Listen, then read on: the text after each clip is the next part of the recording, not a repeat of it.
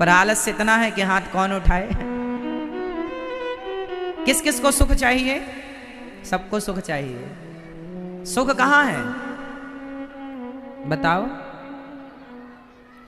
जहां सुख है आप वहां जाते नहीं, और जहां सुख नहीं है आप वहां जाते हैं। सुख कहां है? बाहर सुख है कि भीतर? इसलिए मेरी मां, बाहर ना देखो, भीतर देखो। भीतर मीन्स, भीतर देखना क्या है? दशरथ जी 10 रथ हैं, और रावण में भी 10 हैं, दशानन। रावण में भी 10 संख्या जुड़ी है, और दशरथ जी में भी 10 संख्या जुड़ी है। दशरथ जी जो हैं ये 10 रथ हैं, और दशानन क्या है? हमारी 10 इंद्रियां होती हैं, 5 ज्ञानेंद्री प्लस 5 कर्मेंद्री। ये 10 इंद्रियों को जब जोड़ दिया जाए और ये 10 इंद्रियां बाहर सुख ढूंढने लग जाए, बाहर जब ये इंद्रियां बाहर सुख ढूंढने लग जाती हैं ना, उसे कहते हैं दशानन। और जब ये 10 इंद्रियां अपने भीतर सुख ढूंढने लग जाती हैं, उसे कहते हैं दशरथ। तो जो बाहर नहीं भीतर सुख ढूंढते हैं, उनके घर तो प्रकट होते हैं भगवान, और जो सुख बाहर ढूंढता है वो भगवान उसका वध कर देते हैं, नाश कर देते हैं। इसको और सही ढंग से समझो। बाप अपनी बेटी से क्या कहता है? माँ अपने बेटे से क्या कहती है? अरे बेटा, बाहर ना घूमा कर, बाहर ना देखा कर, घर के काम काज को देख। बाहर ना देख, क्या देख? घर को देख। समझ रहे हैं? अच्छा एक बात बताओ, जो बेटा या जो बेटी बाहर ज्यादा देखने लग जाए तो वो ठीक ठीक है कि गलत गलत है? सही है या गलत है? माँ बाप क्या कहते हैं? बाहर ना देखो, घर में देखो, घर में रहो, पिता का काम देखो। बाहर ना देखो, पिता का काम देखो, अपना काम देखो, अपनी पढ़ाई करो, अपना काम करो, अपना। बाहर नहीं, भीतर देखो बेटा, भीतर घर के अंदर देखो तुम्हारे घर में क्या है, बाहर क्यों? माँ बाप भी बहुत कुछ कहते हैं, पर समझने वाले तो हों। शास्त्र संत यही कहते हैं, बाहर ना देखो, भीतर देखो। बड़े बड़े साधु संत जंगल में ध्यान लगाए बैठे हैं, किससे देखना चाहते हैं? बाहर तो बहुत देख लिया, बहुत ढूंढ लिया संसार में, सुख किसे मिला? इसलिए मिलता है सच्चा सुख केवल भगवान तुम्हारे चरणों में। सुख चाहिए हो तो अंतर्मुखी हो जाओ। क्या हो जाओ मेरी माँ? जोर से, क्या हो जाओ? अंतर्मुखी। बाहर ना देखो, हमारी पड़ोसन कितनी अच्छी है और कितनी बुरी है, हमारा पड़ोसी कितना अच्छा है या कितना बुरा है, ये मत देखो कि वो कितने अच्छे और कितने बुरे हैं, ये देखो कि हम कितने अच्छे और हम कितने बुरे हैं। जो आदमी पड़ोसी और पड़ोसन की अच्छाई और बुराई देखे, जो आदमी दूसरों की अच्छाई बुराई देखे, वो बहिर्मुखी होता है। अच्छा ये बताओ, आपकी पड़ोसन ज्यादा बुरी है कि आप खुद? आपका पड़ोसी ज्यादा बुरा है या आप खुद? जोर से। मैया, ओ मोबाइल वाली मैया, देखो मुंह में हाथ लगा के मस्त चल रही है पंचायत, ये देखो। हो गई मेरी माँ? कर लो थोड़ी और। नहीं नहीं, कर लो मेरी माँ। ये बुढ़िया के बाल कौन बेच रहा है भाई? कथा सुनने आए हो कि बाजार में?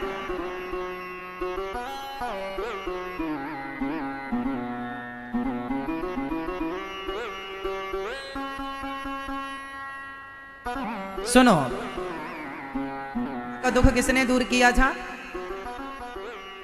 जब नानी बाई ने कहा कि बाबा अब तेरो सांवरा आए वे वालों ना आए, अब तेरो भगवान आए वे वालों ना, अब वो नहीं आएगा, तो नरसिंह जी ने कहा बाई आसी आसी आसी मन घणो भरोसो आसी।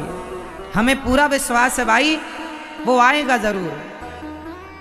बाई ने कहा, नानी बाई ने कहा नहीं आएगा, तुम झूठा उसका नाम जपते रहते हो, छोड़ दो उसका नाम, नहीं आएगा, वो समय से नहीं आता।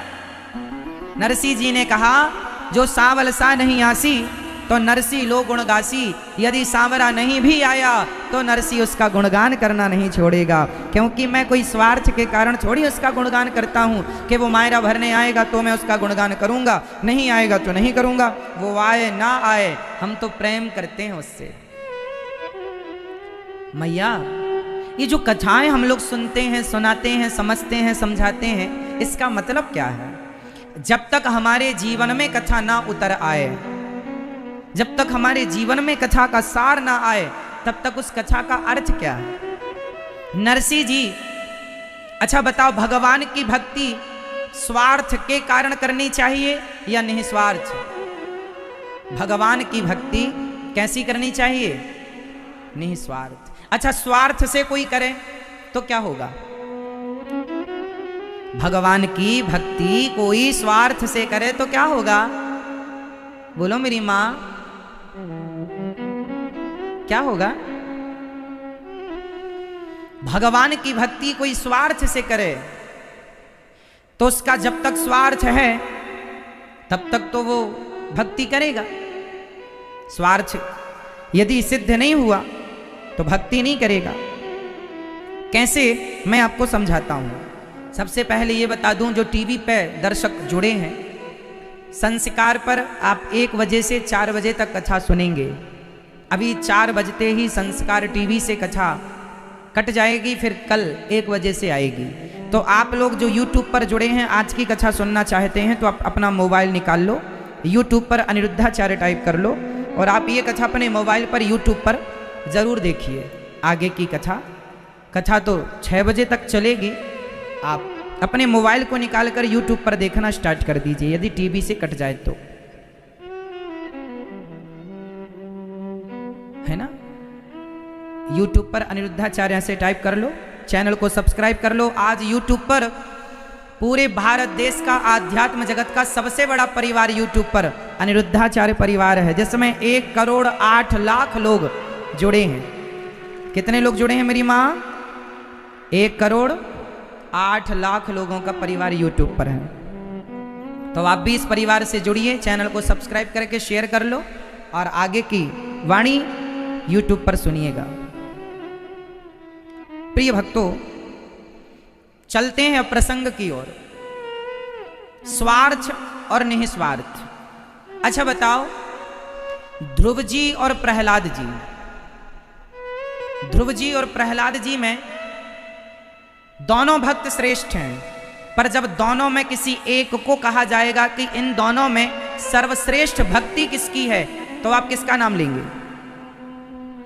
ध्रुव जी भी 5 वर्ष के हैं और प्रहलाद जी भी 5 वर्ष के हैं। दोनों की एज एक सी है, दोनों परम भक्त हैं, पर जब दोनों में किसी एक का चुनाव करना होगा, एक को चुनना होगा, तो दोनों में श्रेष्ठ भक्त, श्रेष्ठ भक्ति किसकी मानी जाएगी? जोर से, जोर से। श्री प्रहलाद जी। बताओ क्यों? क्यों?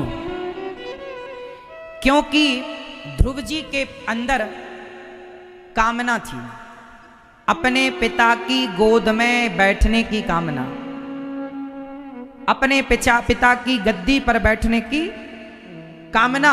ध्रुव जी को कामना ने भगवान तक पहुंचाया, पर प्रहलाद जी के अंदर तो कोई कामना नहीं थी। उन्हें कोई पिता की गद्दी में बैठने का बचपन से कोई लोभ नहीं था। भगवान श्री नरसिंह भगवान ने पूछा प्रहलाद जी से, पुत्र कुछ मांग लो।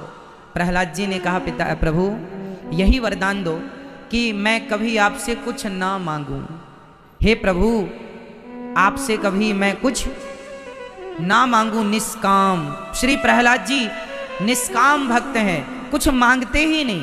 क्यों नहीं मांगना चाहते वो? क्यों नहीं चाहते वो? कारण सिर्फ ये है कि प्रहलाद जी को पता है, मांगे वो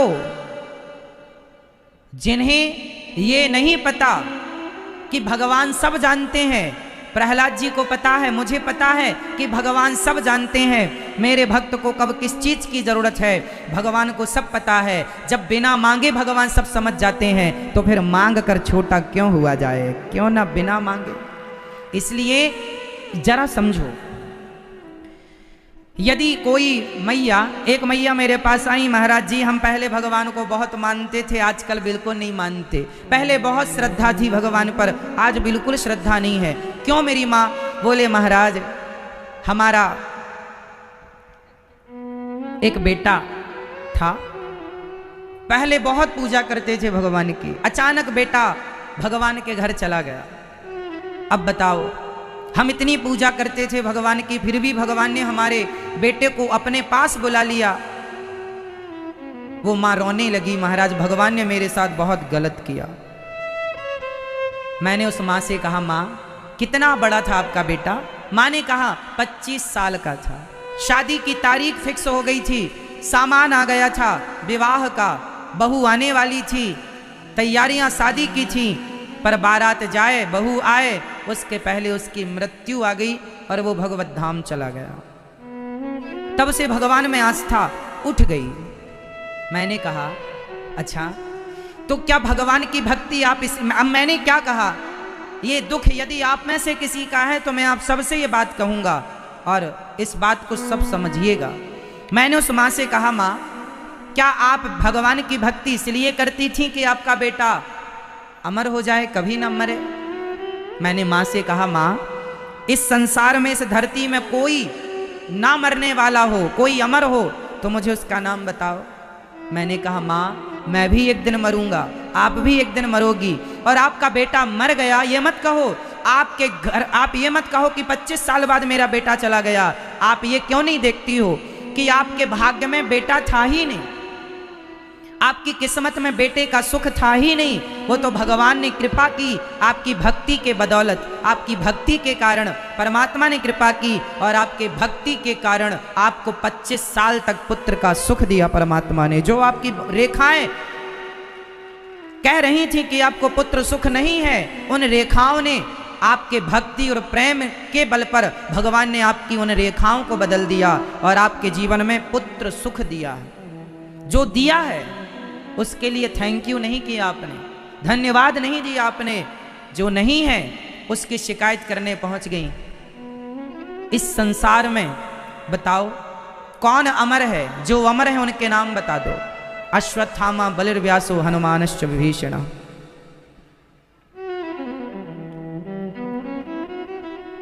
अश्वत्थामा अमर है, अश्वत्थामा अमर है, हनुमान जी अमर हैं। इनके अतिरिक्त सामान्य कोई जनमानस अमर हो तो मुझे बताओ। अश्वत्थामा बलिर्व्यासो हनुमानश्च विभीषण कृपा परशुरामश्च। ये अष्ट मार्कंडेय सहित श्री अष्ट लोग चिरंजीवी हैं, इनके अतिरिक्त कोई अमर हो तो मुझे बताओ। कई बार हम लोग कहते हैं भगवान ने हमारे साथ गलत किया। अच्छा मुझे एक बात बताओ, महाभारत के युद्ध में एक व्यक्ति मर गए, नाम था अभिमन्यु। बताओ अभिमन्यु का भगवान से क्या रिश्ता था? मैया बताओ मेरी माँ, मैया ओ मेरी माँ, अभिमन्यु का भगवान से क्या रिश्ता था? वो सगे कौन थे? भांजे। भगवान श्री कृष्ण के सगे कौन थे? भांजे अभिमन्यु। किनके बेटा है? माता सुभद्रा, भगवान श्री कृष्ण की सगी बहन, और ये बहन छोटी है, भगवान श्री कृष्ण से छोटी बहन है। माता देवकी की जब 8 पुत्र हो गए, 8वें भगवान श्री कृष्ण, फिर 9वें नंबर में माता सुभद्रा का जन्म हुआ था। छोटी बहन का बेटा, सगा भांजा, लाडला प्यारा दुलारा, महाभारत के युद्ध में मारा गया। उस समय जब मारा गया उम्र थी लगभग 17 साल, और लो तो 20 साल के भीतर 17-18 साल की उम्र में अभिमन्यु की मृत्यु हो गई। भगवान के भांजे थे। भगवान श्री कृष्ण का प्रताप जानते हैं। गुरु उज्जैन की घटना है। आप तो उज्जैन क्षेत्रवासी हैं, इंदौर उज्जैन बगल में ही है। उज्जैन में गुरु जी रहा करते थे, गुरु सांदीपनी जी। सांदीपनी जी के यहाँ भगवान पढ़ने आए थे, और जब पढ़ करके भगवान श्री कृष्ण जाने लगे तो भगवान ने अपने गुरु जी श्री सांदीपनी जी से कहा, गुरु जी पढ़ाई पूरी हो गई है। 64 दिन रहे भगवान उज्जैन, पढ़ाई पूरी करके जाने लगे। हाथ जोड़कर भगवान ने कहा, गुरु जी गुरु दक्षिणा में क्या दूं बताइए। गुरु सांदीपनी जी ने कहा, पुत्र कुछ ना चाहिए, तुम अपनी गुरु माँ से मांग लो, पूछ लो, यदि वो कुछ इच्छा रखें तो ठीक है। भगवान गुरु माता के पास गए, माँ चरण पकड़ के कहा, माँ शिक्षा पूरी हुई, मुझे जाना है। अच्छा, गुरु जी की जो पत्नी माँ थी ना, गुरु माता, भगवान श्री कृष्ण को वो अपना पुत्र मानने लग गई थी, मेरा बेटा है। लेकिन जब विदाई का समय आया तो माँ रोने लगी। कौन भगवान को कौन विदा करना चाहेगा, बताओ? भगवान को कौन विदा करना चाहेगा? सांदीपनी गुरु जी की धर्म पत्नी गुरु माता रोने लगी, पुत्र हमें छोड़ कर ना जाओ। भगवान हृदय से लग गए, माँ जाना तो पड़ेगा। वो 64 दिन में भगवान ने सबका दिल जीत लिया, सबको अपने वश में कर लिया था। माँ रोने लगी, मुझे छोड़ कर ना जाओ। नहीं माँ, जाना पड़ेगा। तो माँ जो मांगोगी दूंगा, यदि आपने मांगा और मैं नहीं दिया, ना दे पाया, तो मैं नहीं जाऊंगा। अब माँ ने सोचा कि मैं इतना कठिन मांग लूं कि कन्हैया दे ही ना पाए, और जब ये दे ही नहीं पाएगा तो ये मेरे पास सदा के लिए शर्त यही है कि आप जो मांगेंगी, यदि मैं वो ना दे पाया तो मैं रुक जाऊंगा। तो माँ ने कठिन मांग लिया। भगवान से पहली बार इतना कठिन किसी ने कुछ मांगा, और वो है गुरु माँ सांदीपनी गुरु जी की धर्म पत्नी। माँ ने कहा, बेटा कन्हैया, 10 साल पहले मेरा बेटा मर गया था, इसी क्षिप्रा नदी में डूबकर। कुछ दैत्य पकड़ कर ले गए थे, उसे डुबाकर मार दिया था कुछ दुष्ट लोग। 10 साल पहले मारा गया था। या तो तुम मेरा पुत्र लौटा दो, या तो तुम स्वयं मेरे पुत्र बनकर मेरे पास रहो और मुझे मां कह करके बुलाओ। बस यही मैं दक्षिणा में मांगती हूं। तब भगवान ने कहा, मां मैं आपके पुत्र को जरूर लौटाऊंगा। और भगवान गए यमपुरी, यमपुरी से उस बच्चे की सूक्ष्म शरीर लेकर आए। भगवान है ना, कर तुम अकर तुम अन्यथा कर तुम सर्व सामर्थ्य भगवान है, क्या नहीं कर सकते। मरे हुए पुत्र की सूक्ष्म शरीर अंतरात्मा लेकर आए और एक दिव्य शरीर भगवान जैसा बच्चा था वैसे ही बनाया और भगवान ने उसे जिंदा किया। 10 साल पहले जो मरा था, जिसकी हड्डी चमड़ी का पता नहीं था, उसे जिंदा करके भगवान ने लौटाया। ऐसे भगवान जब उन्हें लौटा सकते हैं तो खुद का भांजा मर गया तो लौटाया क्यों नहीं, जिंदा क्यों नहीं किया? बहन का बेटा मर गया, क्यों नहीं जिंदा किया? सुभद्रा ने पूछा, कन्हैया तुमने तो गुरु माँ का पुत्र जीवित किया था, मेरे पुत्र को जीवित कर दो कन्हैया। भगवान ने कहा, बहन यदि मैंने तुम्हारे पुत्र को जीवित कर दिया तो आने वाले युग में जब किसी बहन का बेटा जाएगा तो वो मेरी तरफ देखेगी, और यदि मैंने उसके पुत्र को जीवित नहीं किया तो वो कहेगी, अच्छा सुभद्रा तुम्हारी थी, क्या हम तुम्हारी नहीं हैं? पक्षपात का आरोप लग जाएगा। बहन तेरे पुत्र की आयु इतनी ही थी, इसलिए प्रकृति से खिलवाड़ ना करो, छेड़छाड़ ना करो, जो हुआ है उसे सहन करो, उसे बदलने की कोशिश ना करो। भगवान बदल सकते थे फिर भी नहीं बदला, तो वहां क्यों बदल दिया गुरु जी के यहाँ? वहां मजबूरी थी, गुरु आज्ञा थी, वहां बंधन था, वहां मजबूरी थी, यहां वो स्थिति नहीं है। इसलिए जो हो रहा है उसे ईश्वर की मर्जी समझकर हर हाल में खुश रहने की कोशिश किया करो, हर हाल में ईश्वर का धन्यवाद दिया करो। ये ना कहा करो कि हे भगवान तुमने हमें ये नहीं दिया। किसी का बेटा 25 साल का होकर चला गया, किसी का 10 साल का होकर चला गया, ये समझ लो कि तुम्हारे किस्मत में पुत्र था ही नहीं, वो तो तुम्हारी भक्ति के बल पर इतने वर्ष के लिए तुम्हारे को ईश्वर ने प्रसाद स्वरूप दिया है। और ये जीवन जितने दिनों का है जिसका, वो उतने दिन ही रहेगा। ये सब कुछ पहले से फिक्स होता है, सब कुछ पहले से तय होता है। हानि लाभ जीवन मरण यश अपयश विधि हाथ, सुनहु भरत भावी प्रबल बिलख कहूं मुनिनाथ। इसलिए जो नहीं है उसका शोक नहीं, जो है उसका केवल धन्यवाद कीजिए, उसका केवल क्या कीजिए? केवल धन्यवाद कीजिए। एक दूसरी बहन के 5 बेटे मर गए, दूसरी बहन मीन्स माता द्रौपदी। द्रौपदी के कितने बेटे मर गए? अश्वत्थामा ने 5 बेटों को मारा था। क्या भगवान उन्हें जीवित नहीं कर सकते थे?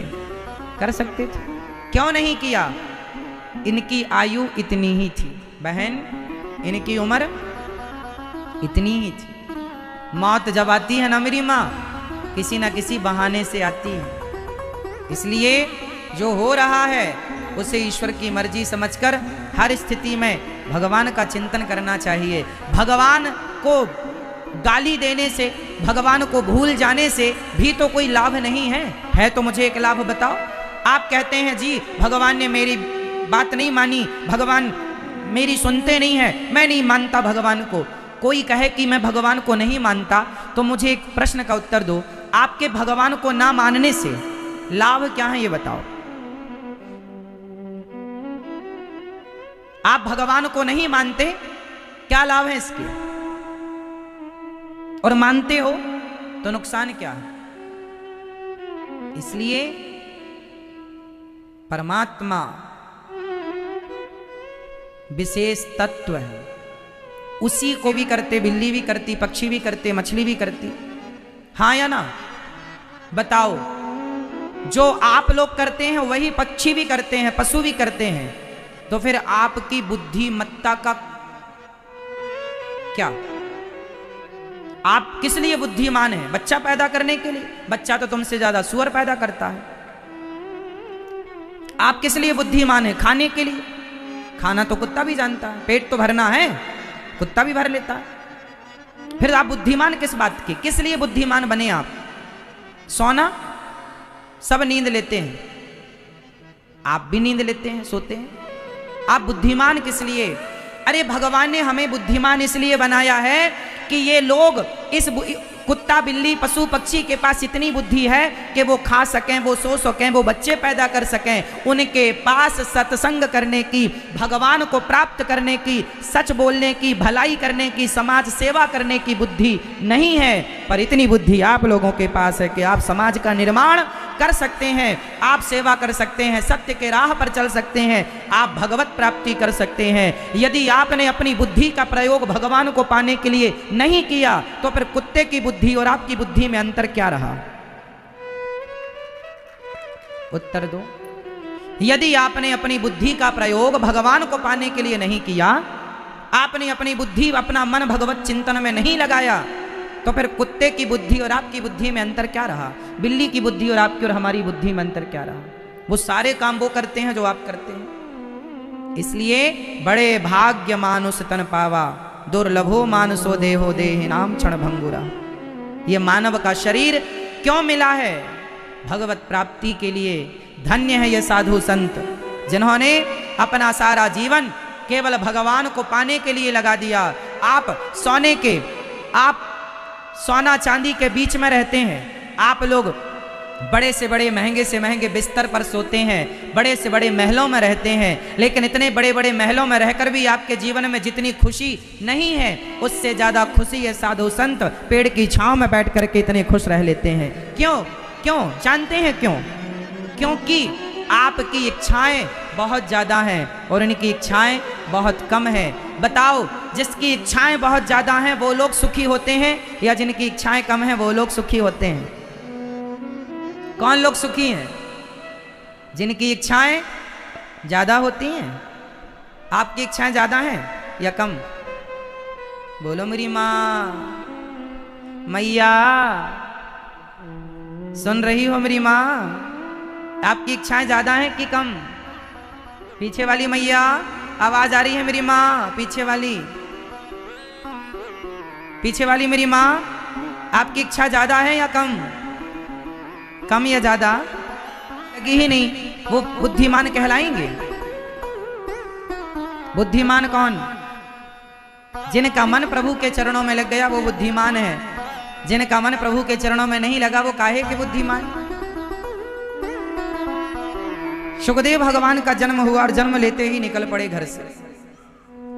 सुखदेव जी जन्म से ही निकल पड़े और हम लोग अभी तक कहते हैं कभी वृंदावन आया करो, 2-4 दिन बिहारी जी का खूब प्रसाद पाओ, खूब गौरी गोपाल भगवान की रसोई का प्रसाद लो, दर्शन करो, परिक्रमा लगाओ गिरिराज जी की, वृंदावन धाम की, लेकिन आपके पास समय नहीं है।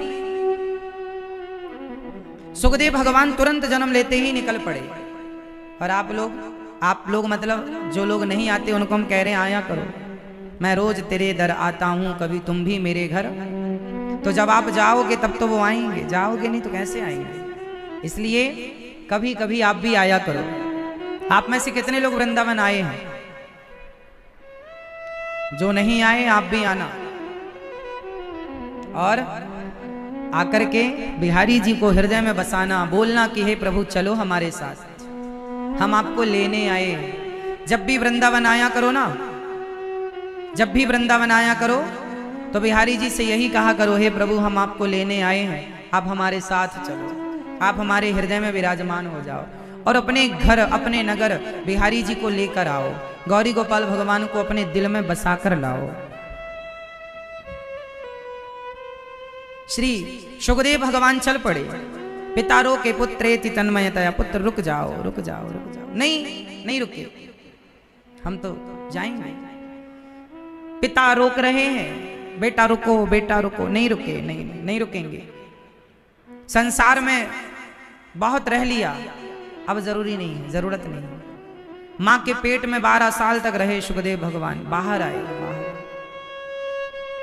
जैसे ही सुखदेव भगवान बाहर आए, निकल कर जाने लगे। कहां जा रहे हैं? तप करने के लिए, भगवान को पाने के लिए। जाकर समाधि में बैठ गए।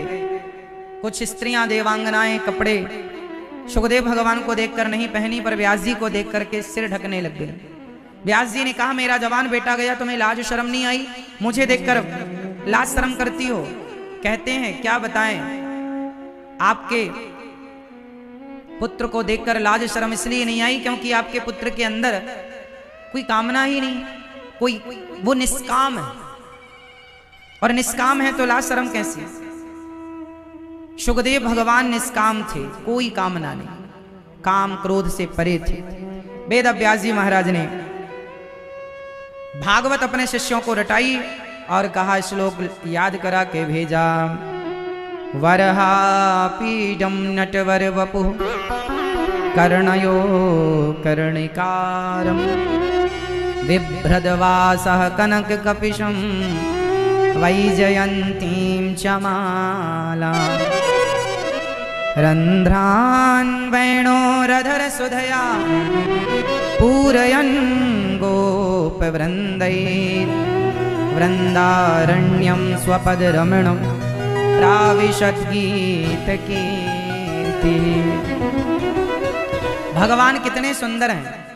जब सुखदेव भगवान ने सुना, उनका मन हुआ कोई इतना सुंदर। अच्छा बताओ, भगवान का स्वरूप सुंदर है कि स्वभाव?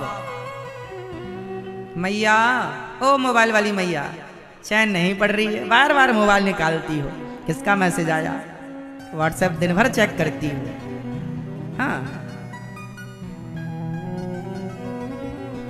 जितना ध्यान आप लोग व्हाट्सएप में देते हैं, इतना ध्यान पति में देने लग जाओ तो लड़ाई झगड़े खत्म हो जाएं। हाँ।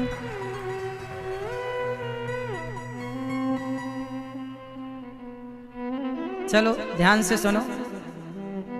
अच्छा, भगवान ज्यादा सुंदर हैं, भगवान का स्वरूप ज्यादा सुंदर है कि स्वभाव?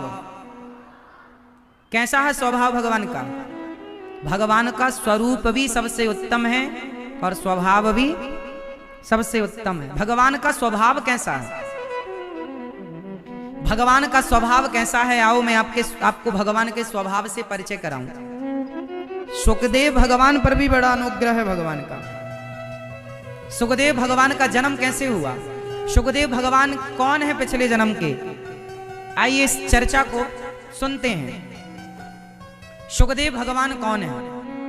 बरसाने में जब श्री राधा रानी थी, जब राधा रानी छोटी ही थी, तो राधा रानी के पास एक तोता था। मैया, ओ मेरी माँ, ओ मेरी माँ, कहाँ ध्यान है?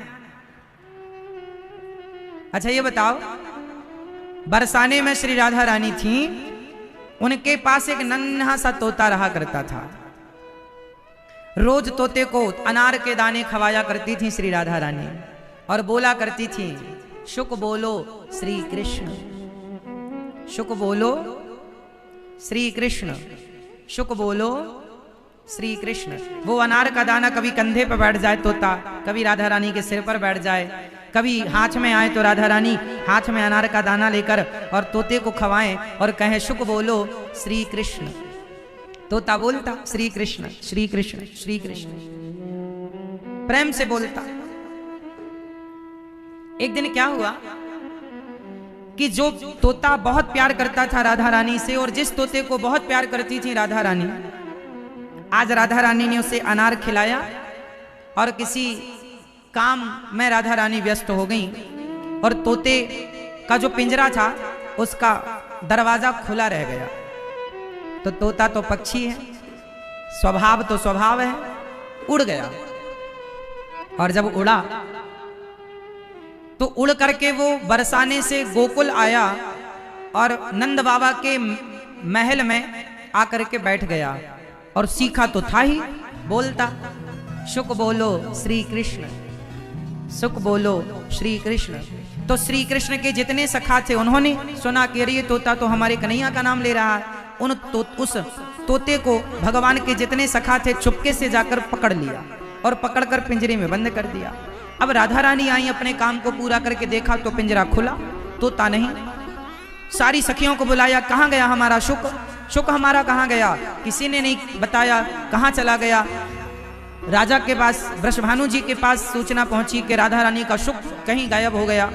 सेना को आदेश दिया गया, जाओ ढूंढ कर लाओ। सारी सेना चारों तरफ फैल गई उस शुक को ढूंढने के लिए, पर किसी को नहीं मिला। कुछ सैनिक जब गोकुल आए तो बच्चों को देखा उसी शुक के साथ खेलते हुए। सूचना पहुंची, वृषभानु जी को सूचना मिली कि गोकुल में नंद महल में देखा गया है तोता। वृषभानु जी जाने लगे तो राधा रानी बोली मैं भी जाऊंगी। तब श्री राधा रानी जब जाने लगी तो माँ कीर्ति ने भी कहा, अच्छा यशोदा के पास चल रहे हो, हम भी चलो, बहुत दिन बाद मिलना होगा, मिल लेंगे। तो रथ तैयार हुए, एक रथ पर श्री वृषभानु जी और कीर्ति माँ और एक रथ पर राधा रानी अपनी सखियों के साथ विराजी। सेना चली और नंद बाबा को पता चला कि वृषभानु जी आ रहे हैं। बड़ा स्वागत सत्कार श्री नंद बाबा जी ने किया। नंद बाबा ने कहा, वृषभानु जी अकस्मात अचानक क्या करें, हमारी बेटी का तोता आपके पास है। तोता? शुक? हाँ। कहाँ? वो रहा पिंजरे में। कि सबसे पहले श्याम सुंदर छिपे तो राधा रानी ने ढूंढ लिया। अब की बार राधा रानी छिपी तो श्याम सुंदर ने बहुत कोशिश की ढूंढने की, बहुत समय लगाया, पर जब नहीं मिली तो श्याम सुंदर ने शुक से पूछा, अरे शुक, तुम्हें तो पता है कि राधा रानी कहाँ है, तुम थोड़ी सी हमारी मदद करो। शुकदेव, शुक जी ने कहा, हाँ हमें पता है कहाँ है। समझो कि बिना शुक के राधा रानी तक भगवान भी नहीं पहुंच सकते, तो बिना शुकदेव जी की भागवत सुने भला हम भगवान तक कैसे पहुंचेंगे, हम राधा रानी तक कैसे पहुंचेंगे। तो श्याम सुंदर को शुक ने बताया कि वहां छिपी है राधा रानी। अब शुक ने बताया, श्याम सुंदर ने पकड़ लिया और जब पकड़ा तो सखियों ने कहा ये चीटिंग की भगवान कन्हैया ने, ये शुक ने बताया है। राधा रानी को गुस्सा आया, क्यों रे शुक, तूने मेरी बताई बात की कहाँ छिपी हो? क्षमा माँ, क्षमा कर दो। नहीं, तुमने हमारे खेल में बाधा डाली है, हमारा खेल इतना आनंद से चल रहा था और तुमने बाधा डाल दी। जाओ, हम तुम्हें श्राप देती हैं, अब तुम हमारे खेल में बाधा डाल रहे हो, जाओ तुम मृत्यु लोक में जन्म लोगे, अब वहीं जाओ, हमसे दूर हो जाओ। शुक चरणों में गिर पड़ा, मां अपने से दूर ना करो, मां अपने से दूर ना करो। राधा रानी ने करुणा की दृष्टि से देखते हुए कहा, इशारे से कहा, अब मैं कुछ नहीं कर सकती, जिनको तुमने सलाह दी है उनसे जाकर बात करो। श्याम सुंदर के चरणों में आकर कहा, प्रभु मैंने तो आपका भला किया पर मेरा बुरा हो गया, मैंने आपको तो बताया और मैं देखो मैं फंस गया, मुझे श्राप मिल गया। श्याम सुंदर ने कहा, ना शुक, ये मेरी ही लीला थी, राधा रानी के बारे में तुमसे अच्छा कोई नहीं जानता, हमारे बारे में तुमसे अच्छा कोई नहीं जानता, हमारे बारे में जाओ, तुम्हें इसलिए मृत्यु लोक भेजा है कि जाओ उन भटके हुए प्राणियों को, जो संसार में उलझे हुए प्राणी हैं, जाओ उनको हम दोनों के बारे में बताओ और हम दोनों की कथा सुनाओ, ताकि कथा सुन सुनकर लोग भटके हुए प्राणियों को सही रास्ता मिले और उनका भी उद्धार, उनका भी कल्याण हो, उनको जीने की नई दिशा, सही राह मिले। जाओ उन सब का मार्गदर्शन करो। और जब तक तुम मेरी कथा सुनाओगे, जब तुम भागवत का प्रचार जन जन तक कर दोगे, जब तुम हम दोनों की कथा सब तक पहुंचा दोगे, तो फिर तुम इस श्राप से मुक्त होकर सदा सदा के लिए राधा रानी की गोद में आओगे। वही तोता श्राप के कारण सुखदेव भगवान के रूप में प्रकट हुए। सुखदेव भगवान के रूप में, जिन्होंने भागवत कहा, भागवत जी की कथा सुना सुना करके और सबके हृदय को कृष्ण और राधा से जोड़ा है। फिर वो श्राप से मुक्त हो गए। वही शुक अमरनाथ के जंगल में एक तोती के गर्भ से प्रकट हुए। भगवान शंकर ने पार्वती को कथा सुनाई तो वहां तोते ने भी सुनी। फिर शंकर जी ने मारना चाहा कि चोरी से सुन ली है, तो व्यास जी की पत्नी के गर्भ में मुंह से प्रवेश कर गए और गर्भ में चले गए। 12 साल तक अपनी माँ के पेट में रहे और 12 साल बाद जब भगवान ने कहा मेरी माया तुम्हें नहीं व्यापेगी, तब इनका जन्म हुआ।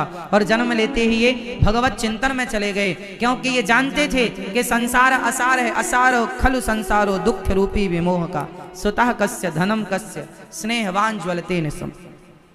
संसार असार है, इसलिए सुखदेव भगवान ने ध्यान नहीं रखा संसार का और सीधे भगवत प्राप्ति करने के लिए चल पड़े और परम तत्व श्री राधा रानी और श्याम सुंदर में अपने मन को लगाया। जब राजा परीक्षित को 7 दिन में मरने का श्राप लगा, तब शुकताल में राजा परीक्षित को सुखदेव भगवान ने भागवत सुनाई और उन्हें मुक्ति मिली। और उन परीक्षित की मुक्ति मिलते ही सुखदेव भगवान को भी श्राप से मुक्ति मिल गई है।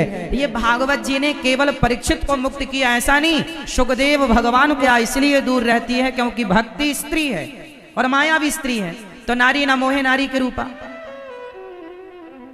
और ज्ञानियों को माया मोहित कर लेती है क्योंकि ज्ञान पुरुष है और स्त्री स्त्री है।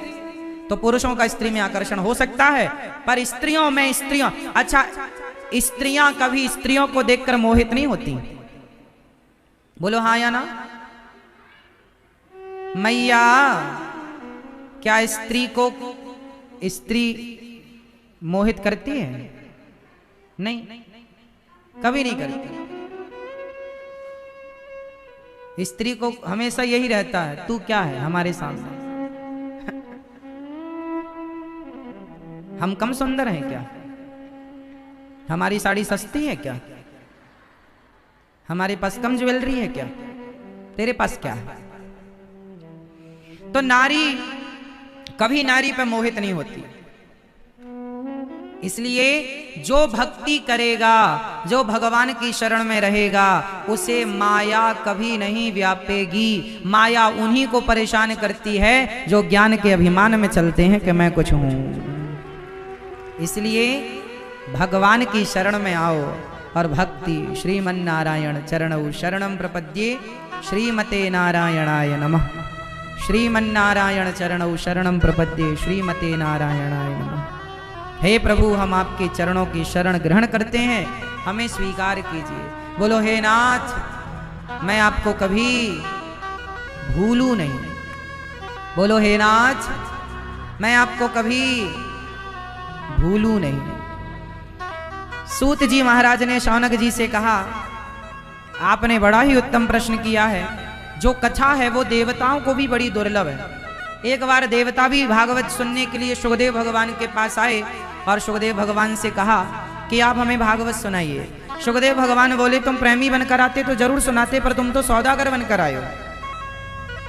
क्वा सुधा क्व कथा लोके क्वा कांचः क्व मणिर्महान्। कहाँ कांच का टुकड़ा और कहाँ मणि? स्वर्ग का अमृत कांच का टुकड़ा है और कथा है मणि। स्वर्ग के अमृत को लेकर भला अपनी कथा रूपी मणि कौन देगा? सुखदेव भगवान ने इंद्र को भी अधिकारी नहीं समझा। भागवत सुनने के अधिकारी सब नहीं है, भागवत सुनने का अधिकारी वही है जो भगवान से सच्चा प्रेम करता है। प्रेमी रसिक जन भगवान की कथा के अधिकारी होते हैं। अब कथा पूरी सुखदेव भगवान ने परीक्षित को सुनाई। 7 दिन की कथा में जब मोक्ष मिल गया, स्वर्ग में तराजू बांध कर देखी, भागवत जी का पलड़ा सबसे भारी था। भागवत जी की बराबरी कोई नहीं कर सकता। 18 पुराण हैं, 18 पुराण में सबसे बड़ा पुराण, श्रेष्ठ पुराण श्रीमद् भागवत महापुराण। क्यों? भागवत जी में 10 लक्षण है। अत्र सर्गो विसर्गश्च स्थानम पोषण मूतया मनवंतरेशानु कथा निरोधो मुक्तिराश्रय। 10 प्रकार के लक्षण भागवत जी में है, इसलिए भागवत सर्वसे श्रेष्ठ है। भागवत में भगवान की दिव्य कथा है 18 पुराणों में। इसलिए सुखदेव भगवान ने परीक्षित को और कोई पुराण ना सुनाया, भागवत महापुराण सुनाकर उनकी सदगति हुई, क्योंकि यही 18 पुराणों में सर्व वेदेतिहासानाम सारम सारम समुद्रतम, सबका सार भागवत जी। सबका सार कौन है मेरी माँ? भागवत जी हैं। देवताओं ने सुना, एक बार तो नारद जी ने भी मन बनाया भागवत सुनने का। एक बार नारद जी समस्त तीर्थों में आए। अहम तो पृथ्वी मिया, तो तराजू बांधी, इंद्र ने तराजू में तौल कर देखा भागवत जी को, सबसे भारी, सबसे भारी भागवत जी का पलड़ा सबसे भारी है। भगवान प्रकट हो गए भागवत जी से, और भगवान ने प्रकट जब होकर कहा तो इंद्र को लगा कि मैंने गलती कर दी भगवान पर, संदेह करके भागवत प्रत्यक्षः कृष्ण एव ही, भागवत और भगवान ये दो नहीं एक ही हैं। भगवान ही भागवत है और भागवत ही भगवान है। प्रत्यक्षः कृष्ण एव ही, प्रत्यक्ष भगवान का ये वांगमय स्वरूप है। एक बार नारद जी सारे तीर्थों में गए, नारद जी भागवत सुनने के लिए गए, है ना मैया? आप लोग भागवत सुनती हो टीवी पर? कितने लोग सुनते हैं मेरी माँ? रोज सुनती हो? कभी कभी?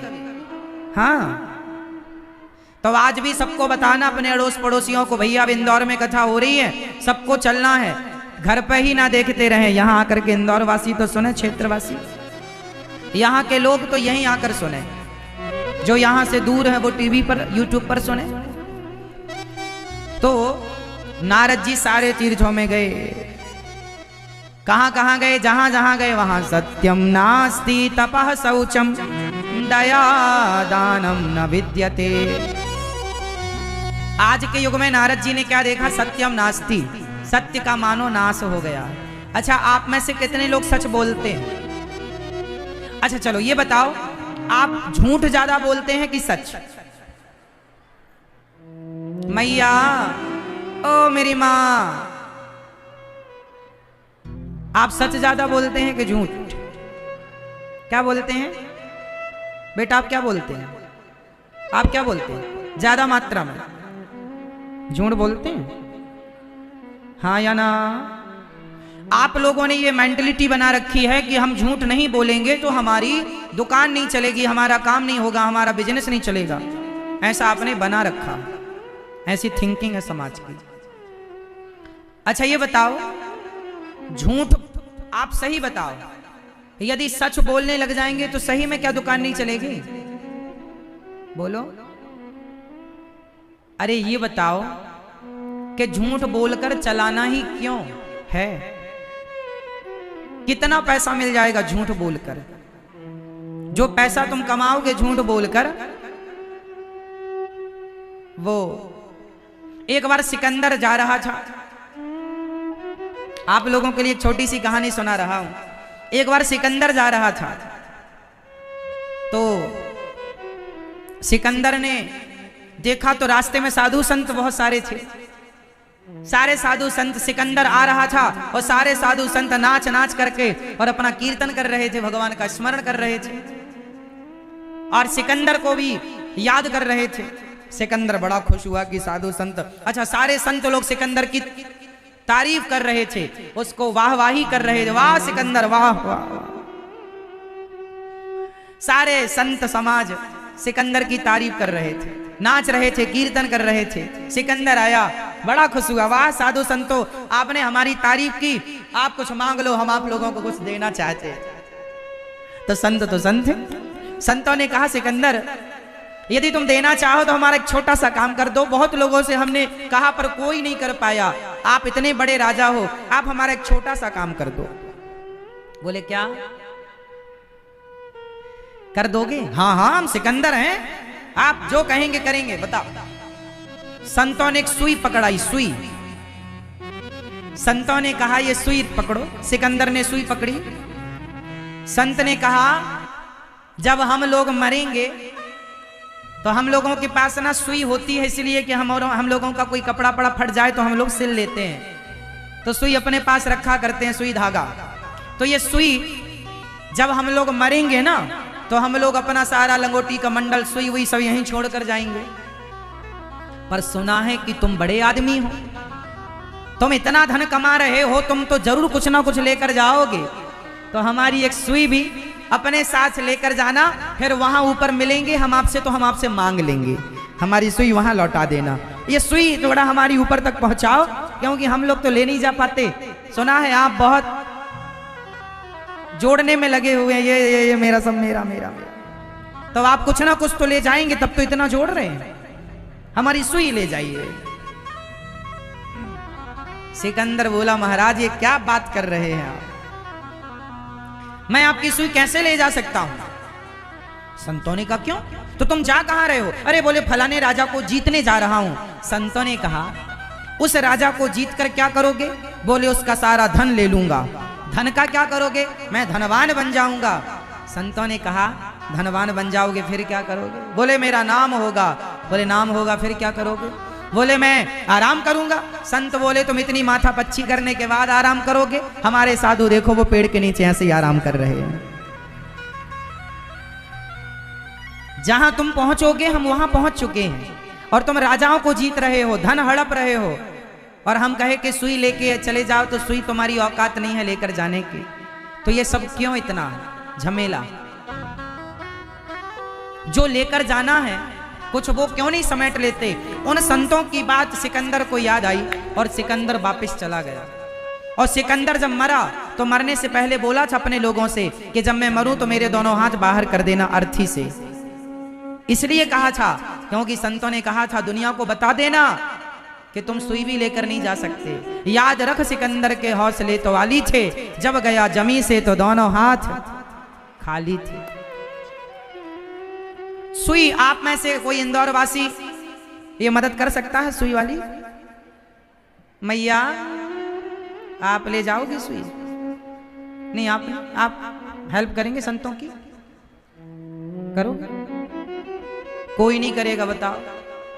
सुई भी साथ में नहीं जाना, पर झगड़ा देखो, सवेरे से शाम तक झगड़ा, कोर्ट कचहरी दिन भर झगड़ा। पेट आपका कितना छोटा सा है,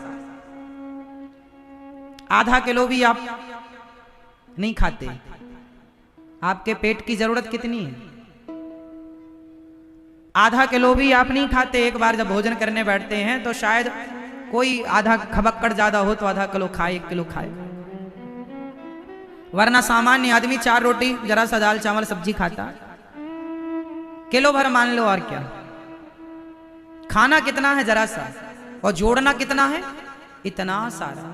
इसलिए कहता हूं मरने के बाद तो सुई भी नहीं जाएगी, जाएगा तो जीते जी जाएगा। इसलिए जीते जी इन हाथों से भलाई करो, जीते जी इन हाथों से दान पुण्य करो। इसलिए ये दास अनिरुद्ध, आप में से कितने लोग वृंदावन गौरी गोपाल आश्रम में बिहारी जी का दर्शन जब करने आए थे? तो आपने कितने लोगों ने गौरी गोपाल वृद्धाश्रम में वृद्ध माताएं रहती हैं और अन्न क्षेत्र चलता है, कितने लोगों ने दर्शन किया इन सेवाओं का? आप में से कितने लोगों ने आश्रम में ये सेवाओं का दर्शन अपनी आंखों से किया? हाथ उठाओ जिन्होंने किया। अच्छा, इतने लोगों ने। वृंदावन में हमारी वृद्ध माताएं रहती हैं, वो माएं जिनके अपने बच्चों ने घर से निकाल दिया। इंदौर की भी कुछ माताएं, इंदौर की एक माँ है गौरी गोपाल आश्रम में, जिनका बेटा आंख का बहुत बड़ा डॉक्टर है, बहुत बड़े पैमाने पे काम, खुद का हॉस्पिटल है, बहुत बड़ा डॉक्टर है,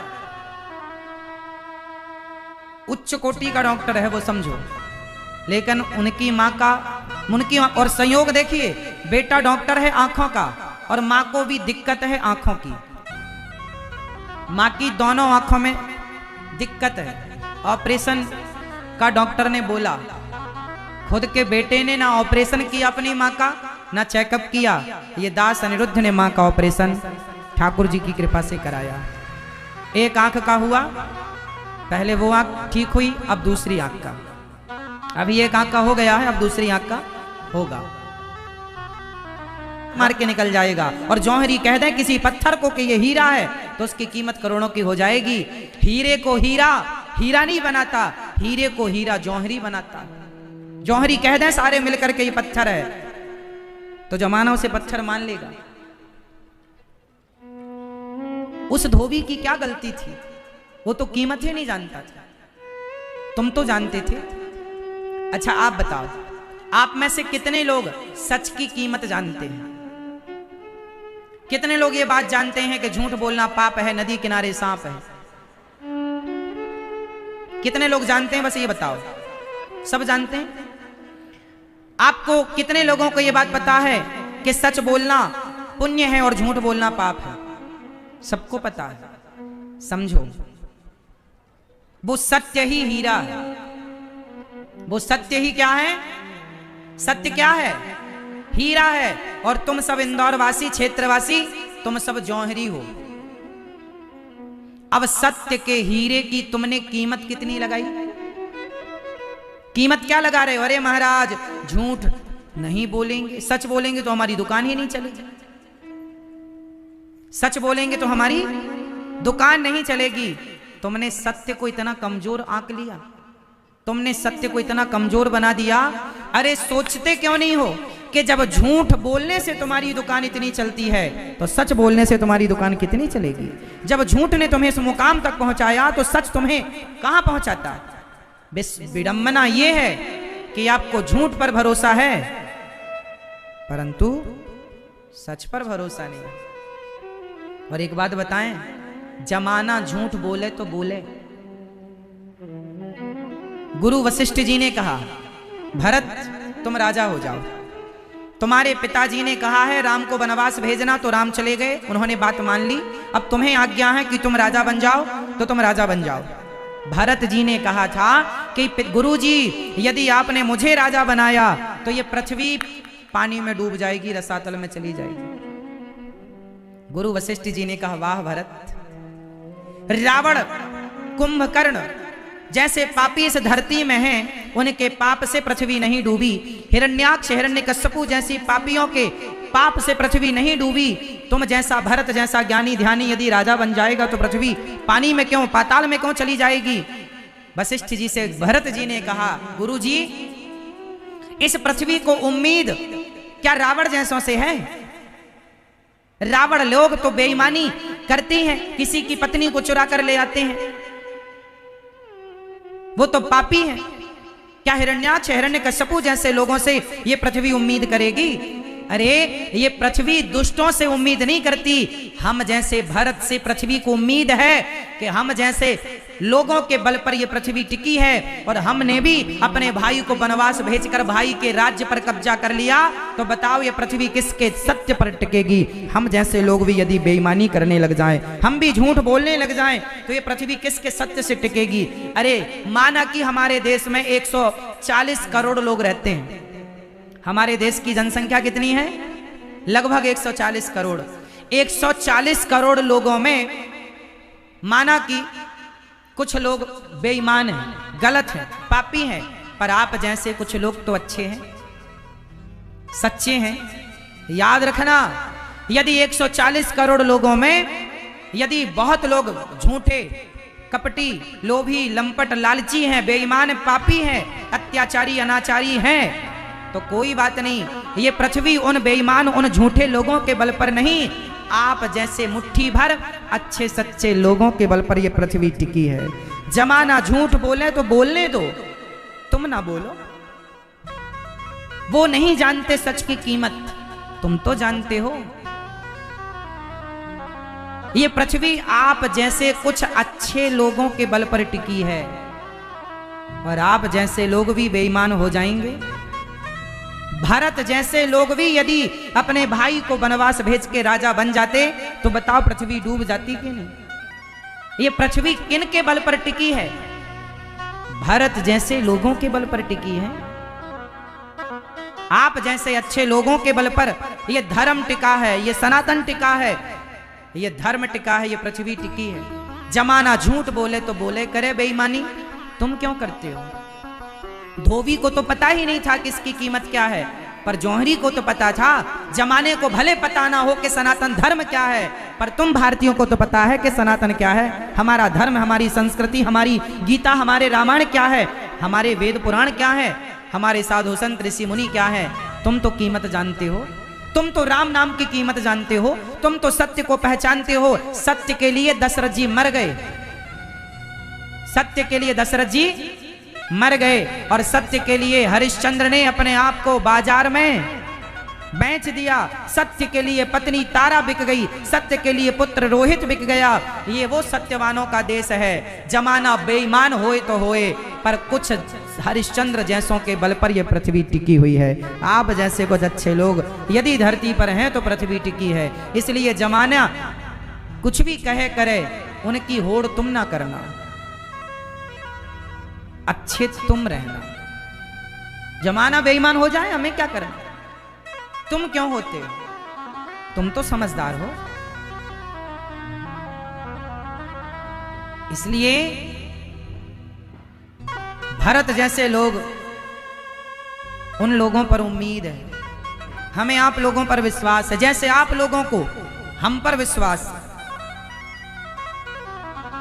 आप में से कितने लोगों को हम पर विश्वास है? जैसे आप लोगों को हम पर विश्वास है, उसी तरह हमें आप पर विश्वास है। हाँ? आपको विश्वास है कि अनिरुद्धाचार्य जी झूठ नहीं बोलेंगे। कोशिश करते हैं कि हम झूठ ना बोलें जानकर। हाँ, कभी कोई बात निकल जाए जो हमें भी पता ना हो कि ये बात सच थी कि झूठ थी। अभी आपने पूछा कितना बज गया, हमारे पास घड़ी नहीं और हमने कह दिया 7 बज गया, तो झूठ हो जाएगा। परंतु कभी कोशिश ये करो, हम भी कोशिश करते हैं कि सच ही बोलें। इसलिए कुल्ला की विधा, क्योंकि वो अशुद्धि के समय पे जो लार बनी है, वो अशुद्धि की लार भीतर ना जाए, इसलिए कुल्ला के माध्यम से उसे बाहर कर देना चाहिए, जिससे आपका भीतर बाहर शुद्ध रहे। है ना? कितना साइंटिफिक है। शुद्धि, शौच करने जाओ तो नहाओ, कुल्ला भी करो, नहाओ, क्योंकि शुद्धि जरूरी है। जितना शुद्ध आपका शरीर होगा, उतना स्वच्छ आपका मन होगा। है ना? अब शुद्धि का मतलब ये नहीं है कि आप दिन भर नहाते ही रहो, घुसे ही रहो वॉशरूम में। ये नहीं कि दिन भर नहाते रहो। शौच करने के बाद नहाना चाहिए, और लघु शंका करने के बाद हमें कुल्ला करना चाहिए और हाथ पांव धुलना चाहिए। ये शास्त्रोक्त विधान है सबके लिए, और ऐसा करने से हमारे विचार। अच्छा बताइए, पूरी जिंदगी किससे चलती है? विचारों से चलती है। किससे चलती है? विचारों से। आप क्या कहते हैं? बेटा सही निर्णय लेना। कई बार जीवन में एक गलत डिसीजन, एक गलत निर्णय आपको सारी जिंदगी परेशान करता है, और एक सही डिसीजन, एक सही निर्णय आपको सारी जिंदगी आनंद देता है। इसलिए गलत निर्णय नहीं लेना। उसके लिए सही थॉट, सही विचार कहाँ से आएंगे? जब सही खान पान होगा, सही पवित्रता होगी, तो सही विचारों का जन्म होगा। इसलिए शुद्धि चाहिए, तप चाहिए, शुद्धि चाहिए। खान पान कुछ भी खाओ। कई लोग कहते हैं महाराज जी हमारा तो मन नहीं लगता भगवान के, दिन भर पिज्जा बर्गर चाउमीन खाओ तो हमारा मन कैसे लगेगा? इसलिए जरूरी है कि आप ध्यान रखें। एक बार क्या हुआ, इस भागवत जी को नारद जी ने कहा मुझे भक्ति महारानी मिली, उदास थी, वहां एक ज्ञान वैराग्य लेटे थे। मैंने पूछा आप कौन है? उन्होंने कहा अहम भक्ति ऋतिख्याता इमऊ में तनयऊ मतऊ ज्ञान वैराग्य नामानऊ काल योगे ने जर्जरऊ।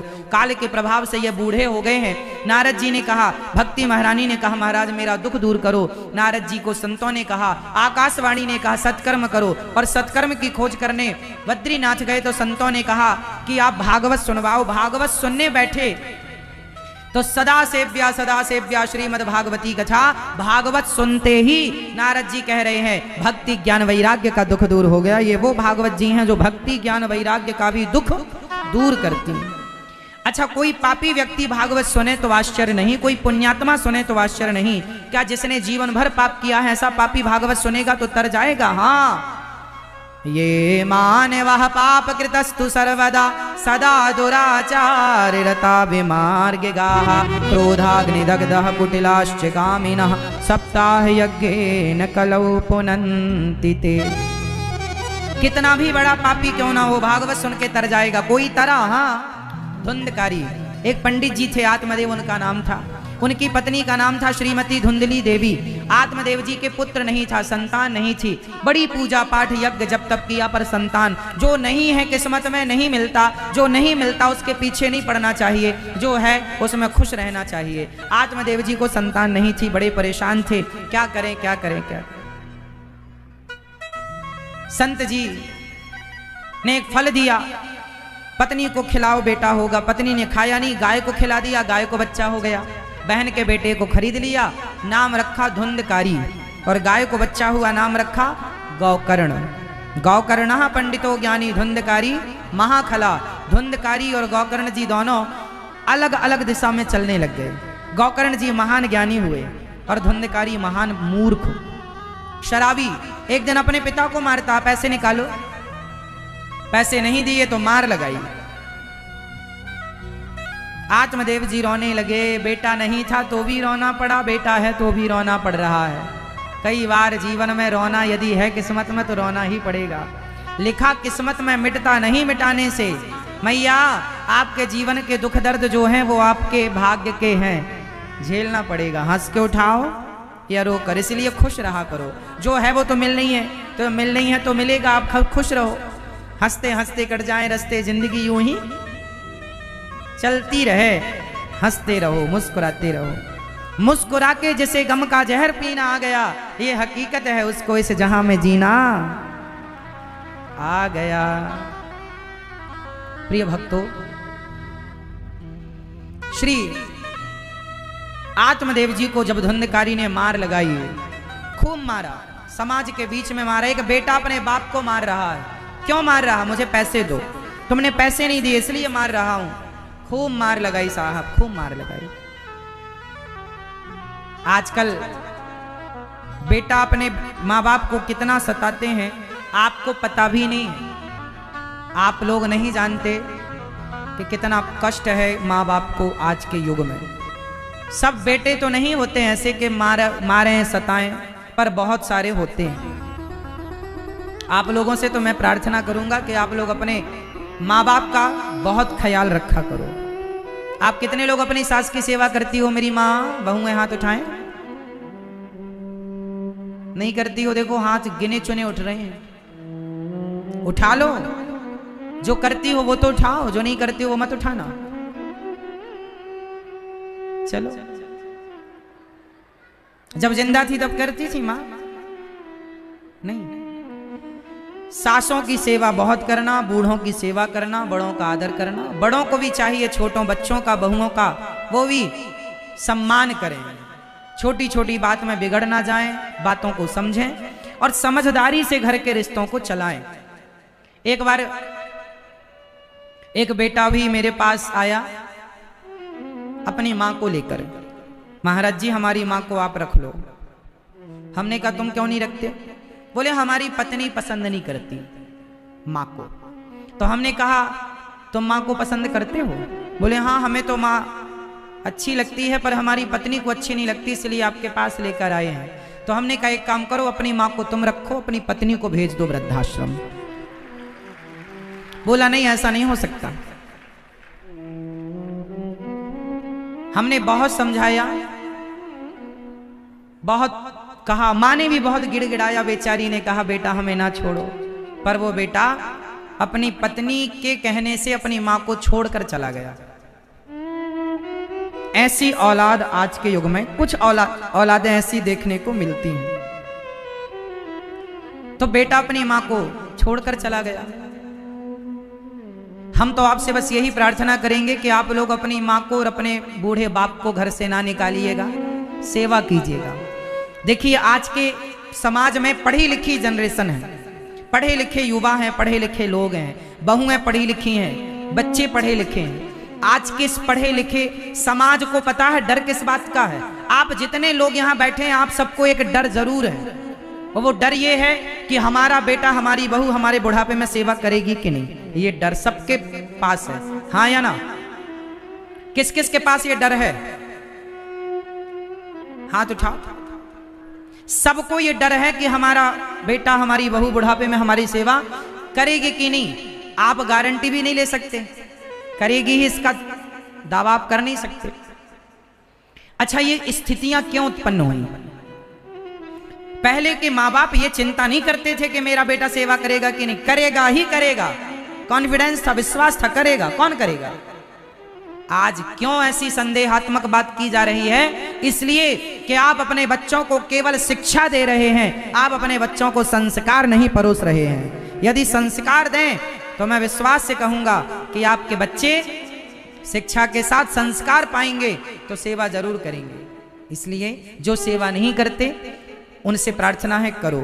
और आप लोगों से मैं फिर कहूंगा कि कभी वृंदावन जरूर आइएगा, और वृंदावन में हमारी जो वृद्ध माएँ रहती हैं उन माओं का दर्शन लाभ लीजिएगा।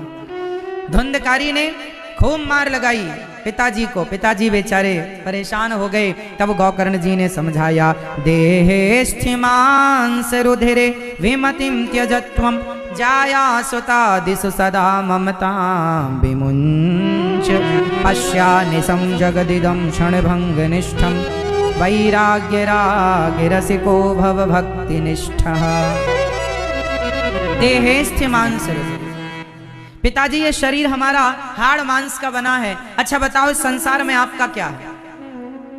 फटाफट उत्तर दे दो मैया, आपका क्या है संसार में? इस संसार में आपका क्या है? हैं? पत्नी आपकी तो होगी, पति किसका है फिर? आप कह रही हो मेरा कुछ नहीं, तो पति पड़ोसन का है, आपकी तो है। हाँ, वो पत्नी किसकी है? आपकी। बेटा किसका है? आपका। आप कहते हो ये पत्नी मेरी, ये पति मेरा, ये परिवार मेरा। देखो व्यवहार में तो यही कहना पड़ेगा कि ये मेरा है, बेटा मेरा है, पत्नी में। व्यवहार में कहो, बाहर से कहो, भीतर से नहीं। भीतर से ये जानो कि ये अपना नहीं है। अरे भीतर से तो ये जानो कि ये शरीर भी अपना, जब आप मरेंगे तो ये शरीर भी आपका यहीं रह जाएगा। शरीर भी आपका नहीं है, है? शरीर आपका था तो आप बुढ़ी हो गई, आपने रोका क्यों नहीं? मैया आप चाहती थी कि आपके बाल सफेद हो जाएं? नहीं, फिर भी हो गए। आप चाहती थी कि आप बूढ़ी हो जाएं? फिर भी आप बूढ़ी हो गई। आप नहीं चाहते फिर भी आप बदल रहे हैं। कौन बदल रहा है आपको? समय। कौन बदल रहा है? समय। इसलिए सब समय एक से नहीं होते। समय आपको बच्चा बनाता, समय बूढ़ा बनाता, समय मौत के शिखर तक पहुंचाता है। इसलिए समय को समझो। आपका ये शरीर पर, इस शरीर पर भी आपका अधिकार नहीं है। ये शरीर भी आपको छोड़कर एक दिन टाटा करके चला जाएगा। जब ये शरीर अपना ना हो सका तो शरीर से संबंध रखने वाले वो रिश्ते अपने कैसे होंगे, ये संसार अपना कैसे होगा? यही तो माया है, यही तो अज्ञान है। इसी अज्ञान को मिटाने के लिए सदगुरु होते हैं। आज गौकर्ण जी ने ज्ञान देकर अज्ञान मिटाया और उनका कल्याण हुआ। एक दिन धुंधकारी ने अपनी माँ को मारा। माँ बेचारी कुएं में कूदकर आत्महत्या करती है। गंगा में डूबोगे तो अकेले आपका ही कल्याण होगा, पर यहाँ डूब जाओगे तो 21 पीढ़ी का कल्याण हो जाएगा। ये वो गंगा है। कहते हैं प्यासा हमेशा कुएं के पास जाता है, पर आज तो खुद कुआं चल कर के आप प्यासों के पास आ गया। ये कथा का कुआं है। इस कुएं में आप सभी को प्रेम से पान करना है, कथा रस पान करना है। एक सज्जन कुएं के पास चले गए लोटा लेकर। भाई कुआं हमें पानी दे दो। कुआं बोला ले लो। सज्जन ने कहा ये बताओ तुमसे ज्यादा पानी किसके पास है? हम उसी के पास। तुम्हारे पास पानी थोड़ा कम दिख रहा है, हम उसके पास जाएंगे जहां पानी ज्यादा हो। तो कुआं ने कहा हमसे ज्यादा पानी तालाब के पास होता है। जाओ तालाब के पास। तालाब के पास गया, भाई तालाब राम राम। राम राम। भाई तुम्हारे पास पानी बहुत है पर हमें पानी ज्यादा चाहिए, बताओ ज्यादा पानी कहाँ मिलेगा? तालाब बोला कि ज्यादा पानी, हमसे ज्यादा पानी चाहिए तो नदी के पास जाओ। नदी हमसे ज्यादा। नदी के पास गया, नदी से कहा, नदी बहन राम राम। हाँ जी राम राम। प्यास लगी है तो पी लो, परंतु आप पानी हमें जहां ज्यादा हो वहां बताइए। आप नदी में सबसे ज्यादा पानी है ऐसा? तालाब ने कहा, क्या आपसे भी ज्यादा पानी किसी के पास है? नदी ने कहा, हाँ है। किसके पास? बोले समुद्र के पास। ठीक है, अब वो नदी को छोड़ा, समुद्र के पास गया। समुद्र भाई राम राम। राम राम। तुम्हारे पास तो पानी बहुत है। समुद्र ने कहा, पानी तो बहुत है हमारे पास, पर तुम्हें चाहिए कितना? अरे भाई हमें लोटा भर चाहिए था।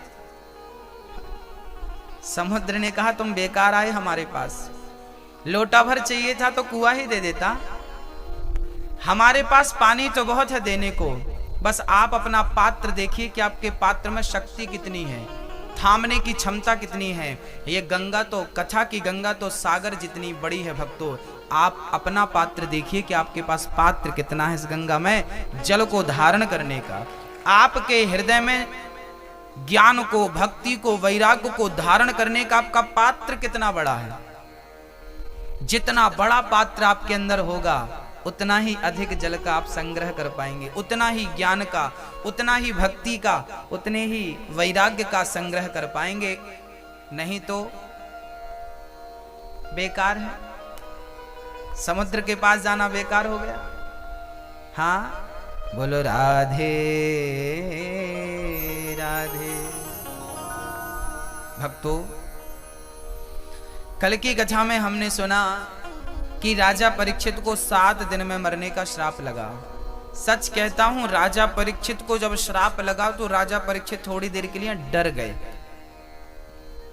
क्या करें क्या करें, 7 दिन में मरना है। राजा तुरंत गंगा के किनारे गए जहां सुखदेव जी का आगमन हुआ। सुखदेव जी को प्रणाम किया और सुखदेव जी से एक ही प्रश्न किया कि गुरुदेव, जिसे जल्दी मरना हो उस व्यक्ति का कर्तव्य क्या है? उस व्यक्ति को क्या करना चाहिए जिससे जल्दी मरना हो? ये प्रश्न बड़ा गंभीर है और ये प्रश्न केवल परीक्षित का है ऐसा नहीं। ये परीक्षित आपका, ये प्रश्न आपका, हमारा, सबका है ना? हम सभी का ये प्रश्न है। जिसे जल्दी मरना हो उसे क्या करना चाहिए? वैसे 7 दिनों की जिंदगी ही है सबके लिए, आपके लिए प्लस हमारे लिए। 8वां दिन किसी के लिए नहीं होता, इसलिए हम सभी को इन 7 दिनों में ही आना है और इन 7 दिनों में ही जाना है। सुखदेव जी कहते हैं, राजन चिंता ना करो, आपको घबराने की जरूरत नहीं। राजा खटवांग को 2 घड़ी में मरना था। खटवांग नाम के एक राजा थे। खटवांग कौन थे? राम के पूर्वज। राम के पूर्वज हुए हैं श्री खटवांग। उनके वो देवताओं के साथ गए थे राक्षसों से युद्ध करने। जब युद्ध में विजय प्राप्त हुई तो खटवांग ने इंद्र से कहा कि प्रभु, इंद्र ने कहा, राजा जी, आपके पराक्रम से, आपके त्याग से और आपके इस योग्यता से हम बड़े प्रभावित हुए हैं। हम आपको कुछ देना चाहते हैं, वरदान मांगिए, क्या चाहते हैं आप? तब खटवांग ने कहा कि बस आप इतनी कृपा करो, बस ये बता दो कि मुझे मरना कब है, मेरी मृत्यु कब है, बस ये मुझे बताओ। ठीक है। तुरंत इंद्र ने यमराज को कहा कि प्रभु, खटवांग की मृत्यु कब है, बस ये बता दीजिए। इंद्र की बातें सुनकर यमराज ने कहा कि खटवांग की मृत्यु 24 मिनट के भीतर होने वाली है। 2 घड़ी 48 मिनट के भीतर होने वाली है। आपके पास केवल 48 मिनट शेष बचे हैं, 2 घड़ी बची हैं। अब राजा इंद्र की बातें सुनकर खटवांग तुरंत स्वर्ग से मृत्यु लोक आ गए। व्यवस्था की गई, जल्दी से मृत्यु लोक आए और वो गंगा के किनारे पहुंचे राजा खटवांग। और उस 48 मिनट में उन्होंने क्या किया कि अपने मन को अपनी पत्नी से हटाकर अपने पुत्र से हटाकर, अपने धन से हटाकर, अपने राज्य सिंहासन से हटाकर, अपने अहंकार से हटाकर, काम से, क्रोध से, लोभ से, मोह से हटाकर और अपने मन को 48 मिनट के लिए राम के चरणों में आपने लगा दिया, नारायण के चरणों में आपने अपना मन लगा दिया। केवल भगवान के चरणों का चिंतन करते करते 48 मिनट बीते, सुंदर सा विमान आया और भगवान के निज धाम को चले गए। ये मोक्ष का साधन है, मोक्ष का उपाय है कि आप मरने के पहले, ये भागवत आपको क्या सिखाएगी 7 दिनों तक? ये भागवत आपको यही सिखाएगी कि इन 7 दिनों में आप अपने मन को पत्नी परिवार से हटाकर गोविंद में लगाएं। यदि मन आपका भगवान में लग गया तो मेरे द्वारा कथा सुनाना सार्थक हुआ, आपके द्वारा कथा सुनना सार्थक हुआ। और आपका मन यदि भगवान के चरणों में नहीं लगा तो आप 1000 बार कथा सुन लीजिए, कोई अर्थ नहीं। आप अधिक सत्संग करिए, पर आपका मन भगवान के चरणों में यदि नहीं लगा तो सत्संग करने का अर्थ नहीं है मेरी माँ, भैया जी। इसलिए भागवत क्यों आई है आपके बीच में? केवल ये समझाने, ये बतलाने के लिए कि समय हो चुका है भगवान के चरणों में मन लगाने का। देखिए ना, बूढ़े बूढ़े लोग यहाँ हमारे दादाजी लोग बैठे हैं, बूढ़ी बूढ़ी मेरी माँ बैठी हैं। मैं आप लोगों से निवेदन करता हूँ, आपके पास अभी बहुत टाइम है। खटवांग के पास तो केवल 48 मिनट थे, आपके पास तो 48 दिन भी हो सकते हैं। आपके पास तो अभी 10 साल भी हैं, 5 साल भी हैं, आपके पास तो लंबा समय है। आप अभी से अपने मन को संसार के विषयों से हटाना शुरू कर दीजिए। अभी से प्रयास करेंगे तो हटेगा, नहीं तो आखिरी वक्त तक हट नहीं पाएगा। फिर वही आपके मन के कारण आपकी अधोगति होगी। उसी मन के कारण फिर पुनरपि जननम, पुनरपि मरणम, पुनरपि जननी जठरे शयनम, फिर जन्म, फिर मृत्यु के जो गोल सर्कल है, गोल चक्कर है ना, इसमें ही हम उलझे रहते हैं। कई जन्मों से उलझे हैं, अभी तक हमें खबर नहीं है कि कितने जन्म हो गए इस मोह माया के चक्कर में। कितने जन्म हो गए हमारे, कितने जन्म बर्बाद हो चुके हैं इस कामनाओं के कारण, फिर भी हम समझने को तैयार नहीं। क्या करें भक्तों, अभी भी आपके पास समय है, जाग जाइए। राजा परीक्षित सुखदेव जी से कहते हैं, प्रभु मैं क्या करूं कि मेरा उद्धार हो जाए? सुखदेव जी बोले, चिंता ना करो, जिसे जल्दी मरना हो उसे एक बात का विशेष ख्याल रखना चाहिए। बोले क्या ख्याल? बोले कम सोना है, कम खाना है। वरीयाने से ते प्रश्न कृतो लोकहितम नृपा। हे राजन, आपने जन कल्याण के लिए बड़ा ही उत्तम प्रश्न किया है। निद्रया ह्रियते नक्तम व्यवायेन चवावया दिवाचार्थे हया राजन कुटुंब भरणेन वा। सबसे पहले तो निद्रया ह्रियते नक्तम, अपनी निद्रा का परित्याग करो। कम से कम, जितने बूढ़े लोग बैठे हैं आप कम सोइए, सुबह जल्दी जाग जाइए, क्योंकि अब एक दिन ऐसा आएगा कि सोना ही है, और उस नींद में जब सोएंगे ना तो कोई उठा ना सकेगा। कबीरा सोकर क्या करे, कबीरदास जी कह रहे हैं, कबीरदास जी गा रहे हैं कि कबीरा सोकर क्या करे, उठकर जपो मुरारी। एक दिन तो है सोवना लंबे पैर पसारी। एक दिन ऐसी नींद में सो जाएंगे आप और हम के कोई उठाना चाहेगा तो भी उठा ना पाएगा, हम उठना चाहेंगे तो भी उठ ना पाएंगे। अभी से सोने का अभ्यास ना करिए। उठ जाग मुसाफिर भोर भई, अब रैन कहाँ तू सोवत है। जो सोवत है वो खोवत है, जो जागत है वो पावत है। ये बुढ़ापा, बाल पक गए, दाढ़ी पक गई, दांत गिर गए, ये समय सोने का नहीं है, ये समय जागने का है। अभी नहीं जागे तो याद रखना, ये मानव का तन निकल गया, जीवन समाप्त हो गया, जाग नहीं पाओगे। कितने जन्म और होंगे तो भी नहीं जाग पाओगे। ये मानव का देह पाकर नहीं जाग पाए तो क्या कुत्ता बिल्ली का शरीर पाके जाग पाओगे? हाँ, जाग जाइए, कम सोइए। तो क्या करें जाग कर? बोले बस भगवान का चिंतन करिए, चिंतन करते करते सोइए, चिंतन करते करते जागिए और भगवान नाम का प्रचार करिए, भगवान नाम का सहारा लीजिए। मीराबाई से किसी ने कहा कि तू मीराबाई पाँव में घुंघरू बांधती, ऐसी लागी लगन मीरा हो गई मगन, वो तो गली गली हरि गुण गाने लगी। किसी ने मीरा से कहा कि दिल तेरा कृष्ण से लग गया तो कमरे में बैठ के क्यों नहीं कृष्ण कृष्ण जपती, जमाने में क्यों घूमती है। मीराबाई बोली कि मैं कमरे में कृष्ण का नाम जपूंगी तो केवल मेरा कल्याण होगा, पर गली गली में उनका नाम गाऊंगी तो जो जो कृष्ण का नाम सुनेगा उनका कल्याण होगा। इसलिए मैं जमाने में घूम घूम करके कृष्ण का नाम गाती हूँ। इसलिए हमारे पूर्वज लोग प्रभात फेरियां निकाला करते थे। प्रभात फेरी जानते हैं कि नहीं आप लोग? प्रभात फेरी अर्थात सुबह 4 बजे हमारे दादा परदादा उड़ जाते थे, 5 बजे, और सवेरे से ढोलक मजीरा खरताल लेकर के और सीताराम सीताराम गौरी शंकर सीताराम रघुपति राघव राजा राम हरे राम का संकीर्तन पूरे नगर में भ्रमण करते थे। उसे प्रभात फेरी कहते थे। भगवान के नाम के साथ ही लोगों की शुरुआत हुआ करती थी। और आजकल के बुढ़े 8 बजे तक सोते हैं, ये प्रभात फेरी नहीं करते। पता नहीं कब जागेंगे ये। मर जाओगे, कंधे पे लोग उठाएंगे, वो राम राम जपेंगे, तुम खुद क्यों नहीं जप रहे हो? जमाना बोलेगा राम नाम सत्य है, राम नाम सत्य है, वो बोल रहे हैं, आप बोलो ना जब तक सांस है। कि क्यों दुनिया वालों के भरोसे बैठे हो? हाँ दादाजी, कोई काम नहीं है ना बुढ़ापे में? सवेरे जल्दी जागिए, बच्चों को जगाइए, चलो बेटा प्रभात फेरी का टाइम हो गया है। ये शरीर भोगने के लिए नहीं मिला मेरी माँ, सोने के लिए तो कुत्ता बिल्ली का शरीर भी मिलता है। कुत्ता बिल्ली के शरीर में भी नींद आती है ना?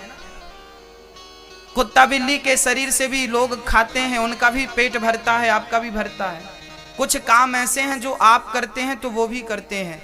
देखिए, आप लोग पेट भर के खाते हैं ना तो कुत्ता बिल्ली भी पेट भर के खाते हैं। आप लोग सोते हैं ना तो कुत्ता बिल्ली भी बढ़िया से सोते हैं। आप लोग बच्चे पैदा करते हैं ना तो कुत्ता बिल्ली भी बढ़िया से बच्चे पैदा करते हैं। बच्चे पैदा करना, पेट भर खाना और सोना, ये बहुत बड़ी बातें नहीं है। ये कुत्ता भी करता है, बिल्ली भी करता है, गधा भी करता है, सुअर भी करता है, पक्षी भी करता है, मछली भी करती है, सब करते हैं। खाना पीना सोना 3 काम सब करते हैं। परंतु मानव का तन पाकर के केवल ईश्वर की प्राप्ति आप ही कर सकते हैं। व्रत अनुष्ठान, भगवान का कीर्तन संकीर्तन नाम जब सब आप कर सकते हैं। कुत्ता बिल्ली भगवान को नहीं पा सकते, केवल मानव के तन से ही उस ईश्वर को पाया जा सकता है। और इस तन को पाकर उसको नहीं पाया तो इस तन को पाना बेकार है। हाँ, उठिए जल्दी से, प्रभात फेरी शुरू करिए, अपनी परंपराओं को याद रखिए। हाँ, कीर्तन करिए, बच्चों के संस्कार बनेंगे, नगर का वातावरण शुद्ध होगा। जहां कीर्तन होगा वहां का वातावरण कुछ और ही होता है।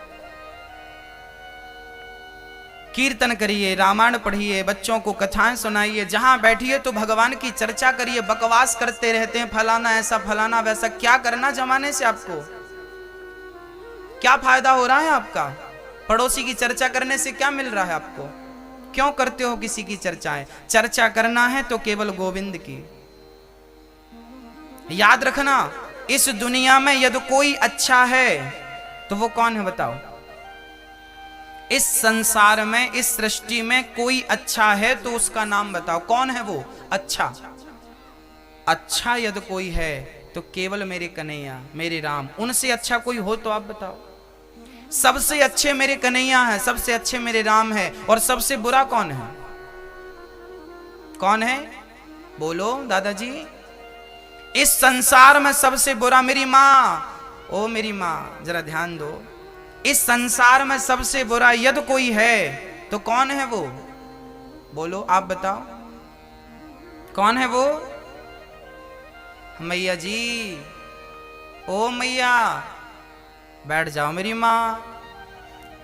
इतने लेट आई थी, कहाँ चले गई थी माँ? हाँ,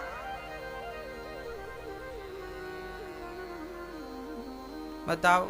जवान जवान लेट हो तो समझ आता, बूढ़े बूढ़े लेट हो रहे हैं, पता नहीं क्या काम था। इस संसार में सबसे बुरा यदि कोई है तो वो हूं मैं। और सबसे अच्छा कोई है तो वो है मेरे श्याम, मेरे कृष्ण। अच्छाई देखना है तो भगवान की देखा करो, और बुराई देखना है तो खुद की बुराइयां देखा करो, क्योंकि मेरे जैसा बुरा कोई नहीं। बुरा जो देखन मैं चला, बुरा ना मिलिया कोई, और जो दिल खोजा आप ना, हमसे बुरा ना कोई। आप कहती हो ना सास बहुत बुरी है, सास बुरी नहीं है। यदि आप बुराई देख रहे हैं तो बुराई आपके भी भीतर है।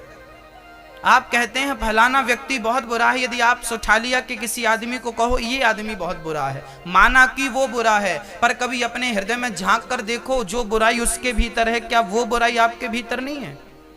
यदि वो 10% बुरा है तो आप भी तो 2-5% बुरे होंगे। हाँ, हम जमाने को बुरा कहते हैं। जब हम किसी को उंगली दिखाते तू बुरा है ना, तो ये 3 उंगली हमारी तरफ इशारा करती है, वो 1% बुरा है, तुम 3% बुरी हो, उससे ज्यादा बुरी तुम हो। फिर भी हमें अपनी नजर नहीं, जमाना बुरा दिखता है। हाँ, समय मत गवाइए। ये जो समय है ना, और समय भी कितना मिला है आपको, केवल 100 साल। कितना समय है आपके पास? 100 साल, जिसमें से 100 में से 50 तो निकल गए। जो 50 साल के हो गए हैं उनसे बोल रहा हूं। 50 गए, बचे कितने? 50 बचे। उन 50 में 12 घंटे का दिन, 12 घंटे की रात, 25 साल तो सोने के निकाल दो, बचे 25 साल। उस 25 साल में 3-3 घंटे की आपकी बकवास, और 2 घंटे का जुआ, और 1-1 घंटे का नहाना, और 1-1 घंटे का खाना, ये निकालोगे ना तो 5 साल ही बचेंगे, है ना? और कथा में आके पंचायत भी तो करनी रहती है, देखो चल रही है, ये भी तो काउंटिंग की जाएगी। ये सब जोड़ा जाएगा ना तो मुझे लगता है कि भगवान की प्राप्ति के लिए आपके पास 1-2 साल भी नहीं बचेंगे। पूरा समय गवा दिया, किस लिए आया था, क्या करने लगा। एक पिता ने अपने बेटे को 100 रुपए दिया, बेटा 100 रुपए लो, बाजार जाओ और बढ़िया से ना फल लेकर के आना। फल। बेटा बाजार गया 100 रुपए लेकर। बाजार में देखा क्या कि वहां एक मंदारी बंदर को नचा रहा था।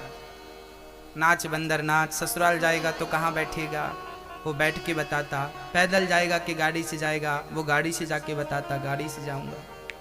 एक मंदारी बंदर को नचा रहा था। साहब, एक पिता ने भेजा 100 रुपए देकर, साहब गए और वो उस मंदारी के खेल को देखने में मस्त हो गए।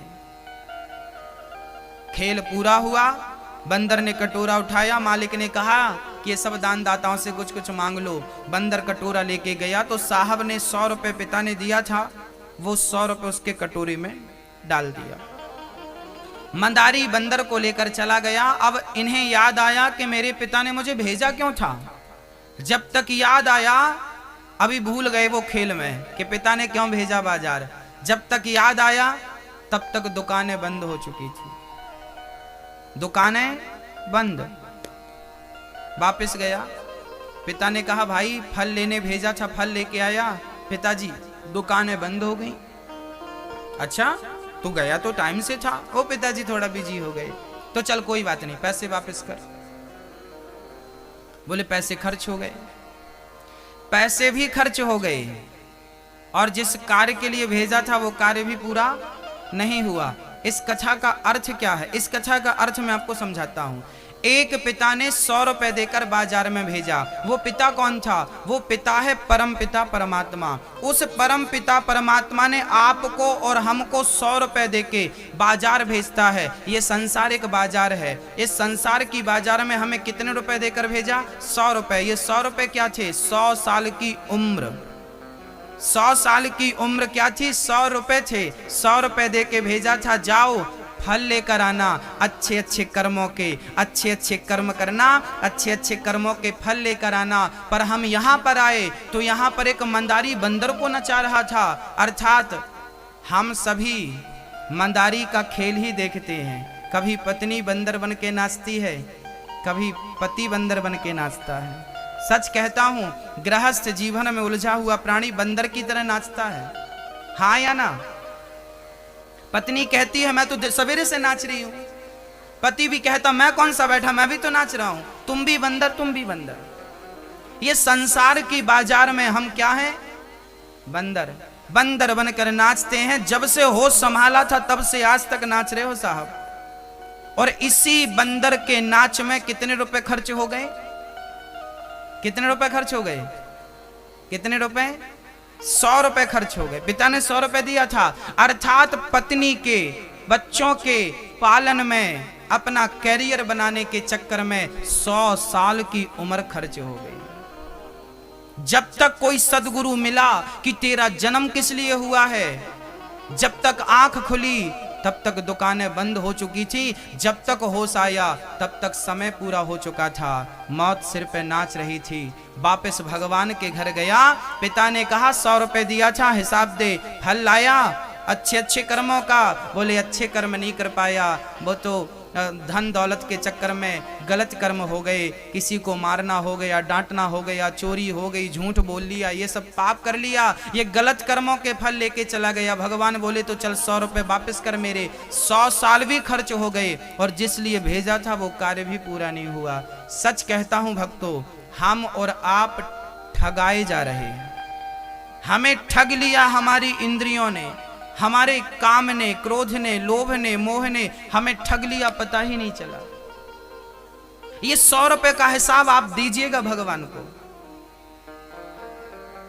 आप भी दीजिएगा, आप भी दीजिएगा। हाँ, कि 100 साल की उम्र में आपने क्या क्या किया, कितनों को हंसाया है, कितनों को रुलाया है, कितनों के घर उजाड़े हैं और कितनों के घर बसाए हैं, हिसाब दीजिएगा भगवान को। कहानी केवल 100 साल की है। आप यहां जितने लोग बैठे हैं ना, आप 100 साल पहले, आज से 100 साल पहले सुठालिया में आप में से कोई नहीं था। आज के 100 साल पहले आप में से सुठालिया में कोई नहीं था। आप में से सुठालिया तो थी, यहां लोग तो थे, पर आप में से एक भी नहीं था। और आगे 100 वर्षों के बाद भी आप में से कोई एक नहीं बचेगा। हाँ या ना? सुठालिया 100 साल पहले भी थी और 100 साल बाद भी रहेगी, पर 100 साल पहले आप नहीं थे और 100 साल बाद आप नहीं रहेंगे। कहानी केवल 100 साल की है। इन 100 साल में चाहे तुम अच्छे इंसान बन के चल लो, चाहे अहंकारी बन के चलो, चाहे बाग लगाओ, चाहे आग लगाओ, मर्जी तुम्हारी है। बस हिसाब मांगा जाएगा, 100 रुपए का तो दे देना। इसलिए मैं निवेदन कर रहा हूं कि भगवान की प्राप्ति इस शरीर से हो सकती है, कुत्ता बिल्ली पशु पक्षी के शरीर से नहीं। इसलिए जागो और भगवान का चिंतन करने लग जाओ। प्रभात फेरियां शुरू कर दो, भगवान का नाम लेना शुरू कर दो। वही नाम सत्य है, बाकी सब मिथ्या है। निंदा चुगली करके अपना समय जाया ना करो। हाँ, किस प्रकार भक्ति करें? तब सुखदेव जी कहते हैं कि तस्मात् भारत सर्वात्मा भगवान ईश्वरो हरि श्रोतव्यः कीर्तितव्यश्च स्मर्तव्यश्चेच्छिता भयम्। क्या करना है? तस्मात् भारत सर्वात्मा, सब में भगवान का दर्शन करने की आदत बनाओ। भक्तों, मैया जी, भगवान का दर्शन कहाँ करो? सब में करो। सीय राम मैं सब जग जानी, करहूं प्रणाम जोर जुग पानी। सब में उस परमपिता परमात्मा का दर्शन करने की आदत बनाओ। बताइए भगवान कहाँ है? मैया जी, ओ मैया, बताओ भगवान कहाँ है? कहाँ है भगवान? मैया बताओ कहाँ है? अच्छा दादाजी आप बताओ भगवान कहाँ है? कहाँ रहते हैं भगवान? कहाँ? यहाँ? यहाँ रहते हैं? सही, तो चलो एक्सरा करा लेते हैं। यदि हैं तो फिर एक्सरा में आ जाएंगे ना? नहीं आएंगे?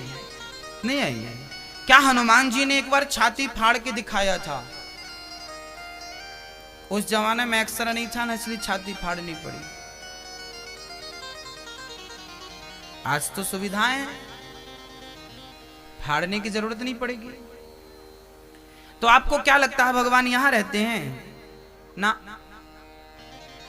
नहीं, भगवान यहां नहीं रहते। तो कहां रहते हैं? मंदिर में? ना, मंदिर में भी नहीं रहते। तो कहां रहते हैं? तीर्थों में? ना, तीर्थों में भी नहीं रहते। तो कहां रहते हैं? कण कण में? ना, कण कण में भी नहीं रहते। फिर भगवान कहां रहते हैं? भगवान ना तो हृदय में रहते हैं, ना मंदिर में, ना तीर्थों में, ना किसी एक स्थान में रहते हैं। तो भगवान कहां रहते हैं? बोले भगवान तो भक्त के विश्वास में है। यदि विश्वास है तो भगवान है, और विश्वास नहीं है तो भगवान कहीं नहीं है। विश्वास है तो सर्वत्र है, विश्वास है तो ये पत्थर भगवान है, विश्वास है तो ये स्त्री भगवान है, विश्वास है तो ये पुरुष भगवान है, विश्वास है ये कुत्ता भगवान है, विश्वास है तो सब भगवान है। और विश्वास नहीं है तो रावण तो राम के सामने खड़ा था, कहता था ये वनवासी मेरे से लड़ेगा। रावण को विश्वास नहीं था तो वो राम को भी मनुष्य समझता था, और भगवान को विश्वास से देखा जाए तो पत्थर में भी वो ईश्वर नजर आने लगता है। ये विश्वास का सब्जेक्ट है। मंत्र जाप मम दृढ़ विश्वासा, और पंचम भजन सुवेद प्रकाशा। विश्वासो ही फलदायका, गीता भी कह रही है। ईश्वर की भक्ति विश्वास पर आधारित होती है। इसकी पहली सीढ़ी विश्वास ही है, और विश्वास है तो ईश्वर सर्वव्यापी है, सर्वत्र है, और नहीं है तो फिर कहीं नहीं है, वो चले जाओ जमाने में। हाँ? इसलिए मैं निवेदन करूंगा कि सबसे पहले तो उस राम नाम पर विश्वास रखिए, उस कृष्ण नाम पर यकीन रखिए। कई लोगों को भगवान पर भी संदेह होता है। ईश्वर, आज क्लियर कर दूं, ईश्वर श्रद्धा का विषय है, संदेह का विषय नहीं है। ईश्वर अतर्क है, रामचरितमानस में लिखा ईश्वर अतर्क है। उस अतर्क ईश्वर को तर्क से नहीं जाना जा सकता। तर्क करने वालों से भक्त हार जाया करता है, लेकिन भगवत प्राप्ति के समय पे वो हारा हुआ भक्त ईश्वर की प्राप्ति में जीत जाया करता है। वो तर्क करने वालों से हार। अब आप हमसे प्रश्न करें कि भगवान कहां है, सबूत दीजिए, तो हम सबूत आपको प्रामाणिक रूप से कैसे देंगे? हम आपसे यही कहेंगे कि भगवान को देखा नहीं जा सकता। अब आप कहेंगे कि है तो दिखाओ, तो फिर हम आपसे कहेंगे कि हवा है तो आप दिखा दो। हम आपसे प्रश्न कर देंगे कि आपके अंग में दर्द होता है, तो क्या आप दर्द को दिखा सकते हैं? दर्द को दिखाया नहीं जा सकता। सिर में दर्द, कमर में दर्द, हाथ में दर्द तो है, पर दिखाया नहीं जा सकता। परंतु दिखाया नहीं जा सकता इसका अर्थ ये नहीं कि वो है नहीं, वो है पर दिखता नहीं, वो महसूस होता है। और होगा भी किसे? बोले जिसे दर्द होगा उसे महसूस होगा। ऐसे ही जो भक्ति करेगा उसी को परमात्मा का एहसास होगा, वही महसूस कर सकेगा। अब आप तर्क करें कि नहीं नहीं नहीं, हमें फिर वहां हमें हारना पड़ेगा। आपके तर्क के सामने भक्त को हारना पड़ेगा। यदि आपको विश्वास नहीं है और तर्क पे तर्क कर रहे हैं तो वहां हम हार जाएंगे, क्योंकि ईश्वर तर्क का सब्जेक्ट नहीं है, ईश्वर श्रद्धा का सब्जेक्ट है। यदि श्रद्धा है, विश्वास है, तो ईश्वर यही है। प्रहलाद ने कहा था इस खंबे पर भगवान है, तो प्रहलाद का वचन मिथ्या ना हो, इसलिए भगवान को खंबा चीर कर प्रकट होना पड़ा, और भक्त के वचन को भगवान ने सत्य किया। केवल इसलिए किया कि कहीं मेरे भक्त का वचन मिथ्या ना हो जाए। और भगवान उस खंबे पे नहीं थे, भगवान तो प्रहलाद के विश्वास में थे। विश्वास ही फलदायक है। तो मेरी मां, भगवान की भक्ति विश्वास से की जाए। उस भक्ति में कोई तर्क, कुतर्क, अविश्वास ना हो। भरी सभा में द्रौपदी की लाज लूटनी चाहिए। विश्वास से हाथ उठाया कि पति भले ना आए, गुरु भले ना आए, पितामह भीष्म भले ना आए, पर मैं अपने कृष्ण को पुकारूंगी तो विश्वास से पुकारा द्रौपदी ने कि जमाना भले ना सुने पर मेरा दीनानाथ जरूर सुनेगा। और भक्त के विश्वास को मेरे कन्हैया ने टूटने नहीं दिया। यदि विश्वास है तो भगवान आएंगे। हाँ जी, जरूर आएंगे। केवल विश्वास रखिएगा, अपना विश्वास आखिरी वक्त तक टूटने मत दीजिएगा, है ना। कि मत हो न मन बावरे उदास, ये सांवरा जरूर आएगा। दिल में रखना विश्वास, ये सांवरा जरूर आएगा। आएगा मेरा सांवरा, दिल से बुला के देख। आने वाले में देर नहीं है मेरी माँ, आने वाला तैयार खड़ा है, बुलाने वाले की देर है। आप बुला कर देखो। जगन्नाथ जी तो हाथ फैलाए खड़े हैं। जगन्नाथ जी कैसे खड़े हैं जानते हो?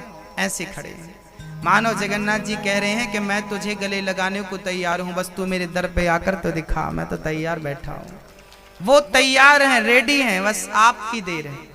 आप एक बार कह तो दीजिए कि कन्हैया मैं तेरा, तू मेरा। एक बार आप समर्पण कर दीजिए। हम लोग ना पूरी जिंदगी में समर्पण नहीं कर पाते, कह नहीं पाते कि कन्हैया हम तेरे और तू मेरा। सुखदेव भगवान ने राजा परीक्षित से कहा, राजन चिंता करने की जरूरत नहीं है। हाँ, सब में भगवान का दर्शन करो, ईश्वर का दर्शन करो, किसी से बैर ना रखो। चतुश्लोकी भागवत हमेवासमेवाग्रे नान्यद्यत सत्सत परम। पूरी चर्चा सुनाई, गोविंद को प्रणाम किया श्री सुखदेव भगवान ने, और भगवान के स्वभाव की चर्चा करने लगे। भगवान का स्वभाव कैसा है? एक बार भगवान शांति दूत बनकर गए थे दुर्योधन के पास। दुर्योधन से कहा कि दुर्योधन, पांडवों को कम से कम 5 गांव तो दे दो रहने के लिए। दुर्योधन बोला, कन्हैया 5 गांव क्या, मैं सुई की नोक बराबर जगह भी देने को तैयार नहीं हूं। नहीं दिया दुष्ट ने, भगवान पर टूट पड़ा, उलझ गया। पितामह ने समझाया, बाद में भगवान को मनाने लगा, कन्हैया मेरी माँ ने आपके लिए 56 भोग बनाए हैं, ग्रहण कर लीजिए, खा लीजिए। भगवान ने कहा, दुर्योधन यदि आपके अंदर मेरे प्रति प्रेम होता, श्रद्धा होती तो मैं आपके यहाँ भोजन जरूर करता, पर आपके अंदर श्रद्धा नहीं है, इसलिए मैं आपके घर भोजन नहीं कर सकता। भोजन वहां किया जाता है जहां खिलाने वाले के हृदय में प्रेम हो या खाने वाले के पेट में भूख हो। ना तो आपके पेट में भूख है, ना मेरे पेट में भूख है, ना तो आपके हृदय में प्रेम है, इसलिए मैं आपके घर भोजन नहीं करूंगा। तो कहाँ करेंगे? मेरा निमंत्रण विदुरानी के घर है। दुर्योधन के 56 भोग को त्याग कर भगवान विदुरानी के घर गए और विदुरानी से कहने लगे, माँ बड़ी भूख लगी है। तो माँ चूल्हे पर देखती है तो साग पक रही थी सूखी, अब वो साग तो खिला नहीं सकती, तो पके पके केला तोड़ कर ले आई बगीचे से और केला छीलती जाती, छिलका भगवान को देकर फल को छिलका समझकर फेंकती जाती और भगवान को छिलका देती जाती। अब भगवान का स्वभाव देखिए जरा कि भगवान ने छिलकों को लेकर के उन्हें खाना शुरू कर दिया। अरे वो भाव में डूब गई प्रभु, पर आपको तो होश था। भगवान ने कहा कि जब मेरा भक्त प्रेम में और भाव में डूबता है तो मैं भी उसके प्रेम और भाव में डूब जाता हूँ। मुझे पता ही नहीं कि मैं क्या खा रहा हूँ। भक्त ने खिलाया छिलका, भगवान ने छिलके खा लिए। तब तक विदुर जी मेवा मिष्ठान लेकर आए। अरे देवी क्या किया? भगवान को छिलके खिला दिए, पहली बार घर आए छिलका खिला दिया और बढ़िया सी थाली पर मेवा मिष्ठान सजाया और विदुरानी ने परोसा। कन्हैया ने खाते हुए कहा, काका जी जो स्वाद मुझे इन छिलकों में आया है वो आपके मेवा मिष्ठान 56 भोग में नहीं है। क्यों नहीं है? क्योंकि भाव का भूखा हूं मैं और भाव ही एक सार है। भाव से भज ले मुझे तो भव से बेड़ा पार है। हमें भाव चाहिए और वो भाव विदुरानी के छिलकों में था। इस कथा से हमें क्या शिक्षा मिली? इस कथा से हमें सीख ये मिल रही है कि भगवान सोना चांदी हीरा मोती रसगुल्ला रसमलाई इमरती का भूखा नहीं है। भगवान को कोई छिलका भी खिलाए और श्रद्धा और प्रेम से खिलाए तो भगवान छिलका भी खाने को तैयार है। भगवान को कोई झूठे बेर खिलाए तो श्रद्धा से वो बेर भी खाने को तैयार है। भगवान को कोई प्रेम से सूखे चावल खिलाए तो वो चावल भी खाने को तैयार है। चावल खाए सुदामा के, बेर खाई शबरी के और छिलके खाए विदुरानी के। इसलिए तो भगवान कहलाए हैं ना भक्तों।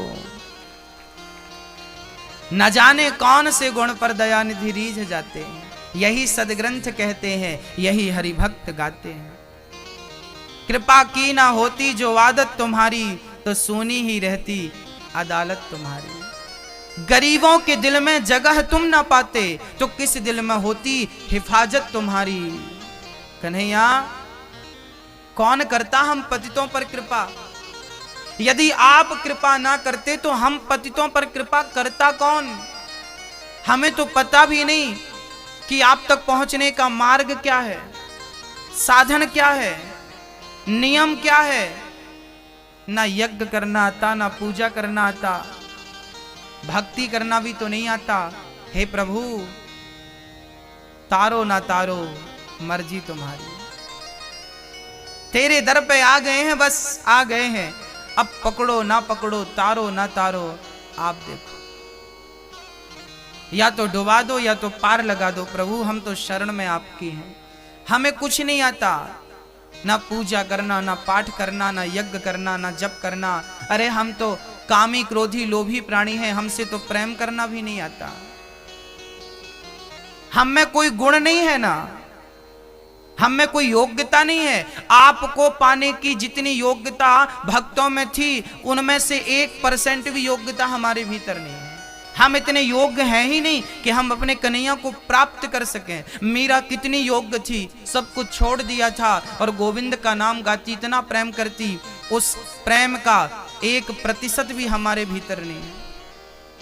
उस त्याग का 1% भी हमारे भीतर नहीं है। उस भक्ति का 1% भी हमारे भीतर नहीं है। हमें तो लगता है कि हम आपके योग्य कहीं से कहीं तक नहीं है, पर विश्वास जरूर है कन्हैया कि यदि आप बनाना चाहें तो आप मुझे अपने योग्य तो बना ही सकते हैं। माना कि मैं आपके योग्य नहीं हूं, पर आप कृपा करें तो आप मुझे अपने योग्य बना सकते हैं। मुझे नहीं पता कि आपकी प्राप्ति की योग्यता क्या है। जो योग्यता आप चाहते हैं वो योग्यता आप मुझे दे दीजिए, अपने योग्य बना लीजिए, अपने चरणों से लगा लीजिए। हे प्रभु हम तो केवल प्रार्थना कर सकते हैं। हाँ, सूरदास जी महाराज एक बार गड्ढे में गिर गए। गड्ढे में गिरे, बहुत प्रयास किया पर गड्ढा बड़ा था, ऊपर चढ़ नहीं पाए। तो वहीं पर खरताल लेकर के और कीर्तन करने लगे, हरे कृष्ण कृष्ण कृष्ण हरे हरे, श्री कृष्ण का जाप करने लगे श्री सूरदास जी महाराज। तभी भगवान छोटे से बच्चे के रूप में आए और सूरदास तो अंधे थे ना, वो चढ़ नहीं सकते थे ना, और जंगल में भयंकर आंधी चल रही थी। भला भक्त की रक्षा करने कौन आता? तब भगवान ही चले आए और भगवान ने कहा, बाबा मैं गाय चरा के जा रहा था, आपकी कीर्तन सुनी चला आया। एक काम करो, मेरा हाथ पकड़ लो और मैं आपको ऊपर निकाल लेता हूं। आप गिर गए हो ना? बाबा बोले, हाँ बालक मैं गिर गया हूं, तो आओ मेरा हाथ पकड़ लो। सूरदास जी ने कहा, बेटा मुझे नहीं पता कि तेरा हाथ कहाँ है, क्योंकि मैं तो अंधा हूं ना। मुझे नहीं पता कि तेरा हाथ किस दिशा में है, कहाँ है, पर तुझे तो पता है ना कि मेरा हाथ कहाँ है। मैं तेरा हाथ क्या पकड़ूंगा, तू ही पकड़ ले मेरा हाथ। बस भक्तों, मैं ही वो अंधा हूं और मैं ही वो संसार के कुएं में गिरा हुआ प्राणी हूं, और मैं भला भगवान को कहां ढूंढता फिरूंगा। मुझे क्या पता कि उनका हाथ कहां है, पर उन्हें तो पता है ना कि मेरा हाथ कहां है। कन्हैया मेरे अंदर आपको पकड़ने की क्षमता नहीं है, सच कहता हूं। यदि आप पकड़ोगे तो ही पार लगूंगा, नहीं डूब जाऊंगा। कृपा करोगे तो पार लगूंगा, नहीं काबिलियत नहीं है, योग्य नहीं हूं मैं, अयोग्य हूं। अब कबीर सूरदास जी का हाथ पकड़ा, भगवान ने ऊपर लाकर खड़ा कर दिया। अब सूरदास जी ने देखा कि बच्चों ने कई बार मेरा हाथ पकड़ा है, पर इस बच्चे का हाथ कुछ अलग ही है। सूरदास जी लिपट गए, बोले आप कोई बालक नहीं हो, आप तो मेरे भगवान हो। मैं पहचान गया कि आप भगवान हो।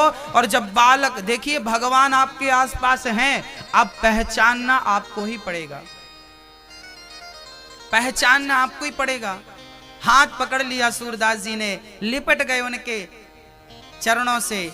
तब बालक भगवान के रूप में आ गए। सूरदास जी को हृदय से लगाया, मेरे कन्हैया ने तुमने पहचान लिया। अनेक रूप रूपाया विष्णवे प्रभु विष्णवे। भगवान के एक रूप नहीं है मेरी माँ, अनेक रूप है। अनेक रूपों में वो किस रूप में आ जाए हमें नहीं पता। विदुरानी के छिलके खाते हैं, प्रेम हो तो